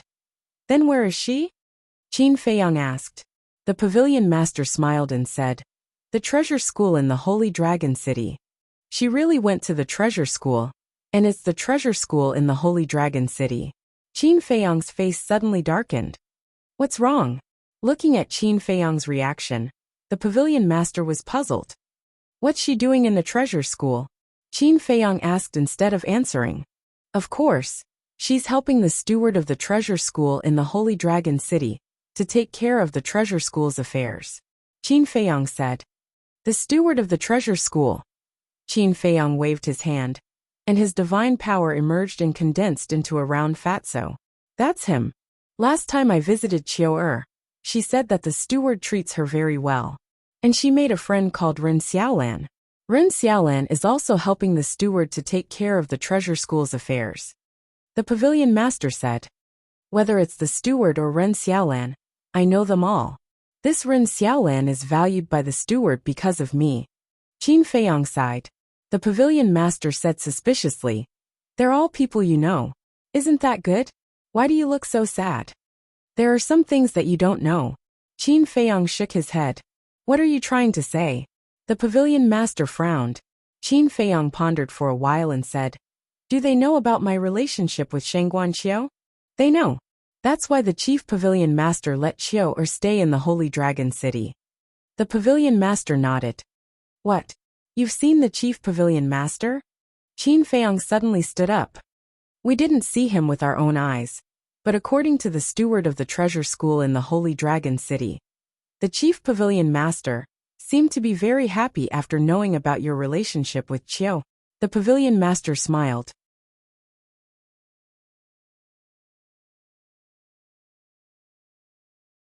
Chapter 28-22. She was worried that she couldn't deal with me, and now you're giving her such a good bargaining chip. Of course she's happy. Qin Feiyang snorted. Deal with you? Bargaining chip. The cabinet master was surprised. That's right. You're giving her timely help by sending Shangguan Qiu to her. Qin Feiyang shook his head. What do you mean by that? The cabinet master was confused. Don't you understand? The chief cabinet master and I are enemies. You're just causing trouble for me. Qin Feiyang said angrily. If he didn't know the cabinet master well, he would have suspected that the cabinet master was deliberately targeting him. What? Your enemies? The cabinet master was surprised. That's right. Qin Feiyang nodded. After calming down he asked. You've been to the Divine Land. You should have heard of the dragon-slaying palace, right? I've heard a little about it. The cabinet master said. The dragon-slaying palace has 4 sovereigns. 2 of them are my 2 ancestors. Of the remaining 2, one is Supreme Cloud and the other is Supreme Beast. Supreme Beast has already submitted to me. Now only Supreme Cloud is left. Supreme Cloud is the chief cabinet master of the treasure school. Qin Feiyang said. The chief cabinet master is one of the 4 sovereigns of the dragon-slaying palace? The cabinet master was shocked. Yes. Although she's a sovereign of the dragon-slaying palace, she's tried to get rid of me more than once because of her ambition. She even fought with me in the Nether King's Hell. But in the end, she died in the hands of senior brother Lunatic. Think about it. Now that you've sent Shangguan Qiu to her, how can she not be happy? Qin Feiyang said. How could this be? The cabinet master murmured. Shangguan Qiu was not only her disciple, but also her biological daughter. But now, she had pushed Shangguan Qiu into the fire pit. Wait. Since the chief cabinet master is dead, does that mean Yuer's crisis no longer exists? The cabinet master asked. It's not as simple as you think. Supreme Cloud's divine soul's hell before she went there. In other words, even if we kill her in the underworld king's hell, she will be reborn. Qin Feiyang sighed. What do we do now? The pavilion master panicked. What else can we do? Of course we're going to the divine prefecture and rescue her from the treasure pavilion. Qin Feiyang said. Then go quickly. The pavilion master urged. We can't go now. We have to wait until dawn. Qin Feiyang shook his head. This was because they had to wait until dawn to open the gate of time and space. I'm sorry. I really didn't know about this. If I had known, I wouldn't have brought her to the divine continent no matter how much Qiu begged me. I wouldn't have left her in the divine continent either. The pavilion master looked at Qin Feiyang with a face full of self-blame. Qin Feiyang sighed deeply and said, I don't blame you. After all, you are in the northern region, and know nothing about the situation in the divine land. Just now it was also my fault. I couldn't help but get angry with you. It's all right. You're also worried about Qiu. The pavilion master waved his hand. Actually, it's my fault. Shangguan Qiu went to the divine continent because of me. If I had been more ruthless back then, and made her hate me more, I don't think this would have happened. Qin Feiyang shook his head. Silly boy. You don't understand things like love. Sometimes the deeper the hatred, the deeper the love. The pavilion master sighed. Suddenly, Hui and the 5-clawed golden dragon appeared and asked suspiciously, What are you doing here? Qin Feiyang looked up at the 2 of them and asked in surprise, Why are you here? We came back from Dongling and heard from Old Man Wei that you hurriedly came to find the pavilion master. So we came to see if something had happened. The 2 of them landed beside Qin Feiyang and asked. Qin Feiyang asked, So you've already gotten the immortal wine? Of course. Hui nodded and smiled proudly. And this time, we've completely emptied the wine cellar of the Heaven Immortal Tower. Qin Feiyang shook his head speechlessly. Hui frowned. Let's get down to business. Did something happen? Yes. Qin Feiyang nodded and briefly explained the situation. This. Hui frowned and looked at the pavilion master. Why are you so silly? Sigh. The pavilion master lowered his head and blamed himself. Hui sat at the side and shook his head. It's my fault. When I went to Dongling with little gold to buy the immortal wine, I should have informed you. After Hui finished speaking, he became angry again. But who would have thought that this silly girl would run to the divine continent? Enough. Qin Feiyang stared at Hui and said, for now, Shengguanqiu shouldn't be in any danger. Hui and the other two looked at Qin Feiyang suspiciously. In the eyes of the pavilion master, we're still in hell. So, there's no point in attacking Shengguanqiu now. Qin Feiyang said. Yes. Even if she wants to use Shengguanqiu to threaten you, she'll have to wait until hell is closed. As for now, I think she'll just send someone to monitor Shengguanqiu's whereabouts. Hui nodded. So this time we'll go back to the ancient world and play a key role. Because the pavilion master won't think that we've already returned to the ancient world, so there won't be any precautions. After midnight, we'll go to the divine continent. If nothing goes wrong, we'll be able to easily take Shengguanqiu away. Qin Feiyang said. Haha. It seems that going back to the ancient world is a wise choice. Hui laughed. If they entered hell again and left a few hundred years later, the pavilion master would catch Shengguanqiu and kill them all when they were unprepared. Actually, there's another crucial point. It's only been a little more than 100 years since the pavilion master was killed. I think the pavilion master's divine soul and divine body haven't been rebuilt yet. The five-clawed golden dragon suddenly said. Yes, the pavilion master's cultivation is at the great achievement eternal realm.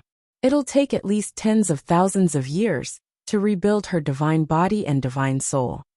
Hui nodded. What's right? Didn't great-grandmother and the others say that the dragon-slaying palace also has a time formation? Although this time formation isn't very good, it can last 50 years in a day. 50 years in a day, 500 years in 10 days, and 5,000 years in 100 days. More than 100 years have passed. She should have rebuilt her divine soul and divine body long ago. Qin Feiyang said. You didn't think of this, did you? Hui smiled proudly. What do you mean? Qin Feiyang looked at him suspiciously. Think about it. She didn't trust Qin Batian and Lu Xungyang. Why would she put her split divine soul in the dragon-slaying palace? Then don't mention entering the dragon-slaying palace to rebuild her divine soul and divine body. You should know that your two ancestors aren't good people. If they knew this, would they let go of this opportunity? Definitely not. So, the chief pavilion master doesn't dare to enter the dragon-slaying palace to rebuild her divine body and divine soul. Hui smiled. That makes sense. Qin Feiyang nodded. So I'm sure that she hasn't rebuilt her complete divine soul and divine body. And this is an opportunity for us. We can directly control her divine soul. If she doesn't surrender, we'll destroy her. Hui sneered. Qin Feiyang pondered for a while and said, It's useless to say this now. What if she has other ways? Let's wait until we reach the divine land. Hui smiled and said, Okay, I'll go back and see Lan'er. Qin Feiyang said, Don't tell her about Shengguanqiu's current situation. Do I need you to remind me? Hui glanced at Qin Feiyang indifferently, opened an altar, and left without looking back. Qin Feiyang thought for a while and waved his hand. Qin Shen appeared in front of him. Qin Feiyang pointed at the woman and said, This is the pavilion master of the treasure pavilion. You should call her senior. Greetings, senior. Qin Shen bowed respectfully. He is. The pavilion master glanced at Qin Shen, and then looked at Qin Feiyang suspiciously. He's one of my. Qin Feiyang glanced at Qin Shen with a hint of hesitation in his eyes. Finally, he looked at the pavilion master and smiled. He's my disciple. Disciple? Qin Shen was stunned. The pavilion master was also surprised. She looked up at Qin Shen and smiled. You're lucky to be able to become Qin Feiyang's disciple. Qin Shen wanted to say something but stopped. The five-clawed golden dragon shook his head helplessly and said, Silly boy, why aren't you greeting your master? Okay. Qin Shen came back to his senses and quickly knelt on the ground, saying respectfully, Disciple greets master. Get up. Little Gold, since you're free now, take him to the north region and let him see the scenery of the ancient world. Qin Feiyang said. Okay. The five-clawed golden dragon nodded and picked up Qin Shun, as if he was picking up a chick, disappearing into the distance. The pavilion master looked at the back of the five-clawed golden dragon and asked suspiciously, Feiyang, who is this little gold? Why do I feel that his aura is very strong? His real body is a five-clawed golden dragon, and his cultivation is also in the eternal realm. I subdued him in the divine land. Qin Feiyang smiled. Five-clawed golden dragon? The pavilion master was shocked. The five-clawed golden dragon was a divine dragon, with an extremely orthodox bloodline power. Even among the dragons it was rare. Qin Feiyang had subdued a five-clawed golden dragon? Did the dragons know about this? Would they come to find trouble with him? Don't worry. The dragons wouldn't dare to find trouble with me even if they knew. Qin Feiyang smiled confidently. The pavilion master was slightly stunned and said with a wry smile, That's true. After all, even in the divine land, you are very famous now. Thinking back to when Qin Feiyang first appeared in the northern region, he didn't have any cultivation at all. If it weren't for his clever mind, he would have died long ago. But now, he had stepped into the greater ninth heaven realm. This speed was really too fast for others to catch up with. Qin Feiyang suddenly transmitted a voice to Dan Wangkai in the castle. Refine a Triyuan True Spirit elixir for me. I have it ready-made. Dan Wangkai was looking for herbs in the herb field. When he heard Qin Feiyang's voice, he immediately responded. Then give it to me. I can raise my cultivation to the peak of the ninth heaven realm. Qin Feiyang transmitted his voice. Okay. Dan Wangkai responded, took out a jade box and took out an elixir. Outside, Qin Feiyang's mind moved, and the elixir appeared in his hand out of thin air. This was the Triyuan True Spirit elixir. Gold, purple and silver, like three ribbons intertwined together, looking extremely beautiful. There were also three dragon-shaped elixir qi lingering on it. What kind of elixir is this? The pavilion master looked at the Triyuan True Spirit elixir curiously. An elixir that can help me break through my cultivation. Qin Feiyang chuckled and put the Triyuan True Spirit elixir into his mouth. Boom! Soon, a surge of majestic energy exploded within his body. Qin Feiyang's aura also burst out uncontrollably. In less than 3 breaths, his cultivation suddenly soared to the peak of the ninth heaven realm. However, right at the moment when he thought that it was the end, his cultivation began to soar once again. What's going on? Qin Feiyang was surprised. Young master, I forgot to tell you, this Triyuan True Spirit elixir is the same as the Chaos Divine elixir and the Yin-Yang Chaos elixir. The Triyuan True Spirit elixir with 3 dragon-shaped elixir qi has a 30% chance of increasing one's cultivation by 2 small realms. Dan Wangkai's voice suddenly sounded in Qin Feiyang's mind. Why didn't you say so earlier? Qin Feiyang said angrily. If he had said so earlier, he would have refined one himself. This way, there would be a 40% chance. Because at that time, he didn't look at the elixir recipe very carefully, so he didn't know there was such a thing. I thought you knew. Dan Wangkai chuckled. You guy. Qin Feiyang felt helpless. Feeling the soaring aura, he was extremely nervous. If he could suddenly reach the peak of the ninth heaven realm, it would undoubtedly save a lot of time. And now, what he needed the most was cultivation, because the peak of the ninth heaven realm was a threshold. Once he stepped into the peak of the ninth heaven realm, he was only 1 step away from the half-step invincible realm. Boom! Time passed breath by breath. Under Qin Feiyang's nervous expectation, his cultivation suddenly soared to the peak of the ninth heaven realm. Great! Qin Feiyang also excitedly slapped the stone table, and suddenly stood up. His face was full of excitement. This time, even the white-eyed wolf would be speechless. After all, there was only a 30% chance. No way! At the same time, the pavilion master sitting opposite him was also dumbfounded. He actually broke through 2 small realms in a row. What kind of elixir was this? It was unbelievable. One had to know. This was the ninth heaven realm, not the god of war or the divine lord. It was incredible. If this elixir was auctioned, wouldn't it cause a frenzy among the people of the 4 major regions? No, it would be a bloodbath. You're tuning in to the Li Mei's Wuxia Whispers YouTube channel. We're so grateful for your support, and don't forget to subscribe to join us on this incredible journey through captivating stories. Your generosity through donations truly makes a world of difference, as it's the primary source of revenue that allows me to expand and enhance this channel for you. Thank you from the bottom of my heart for being a part of this adventure.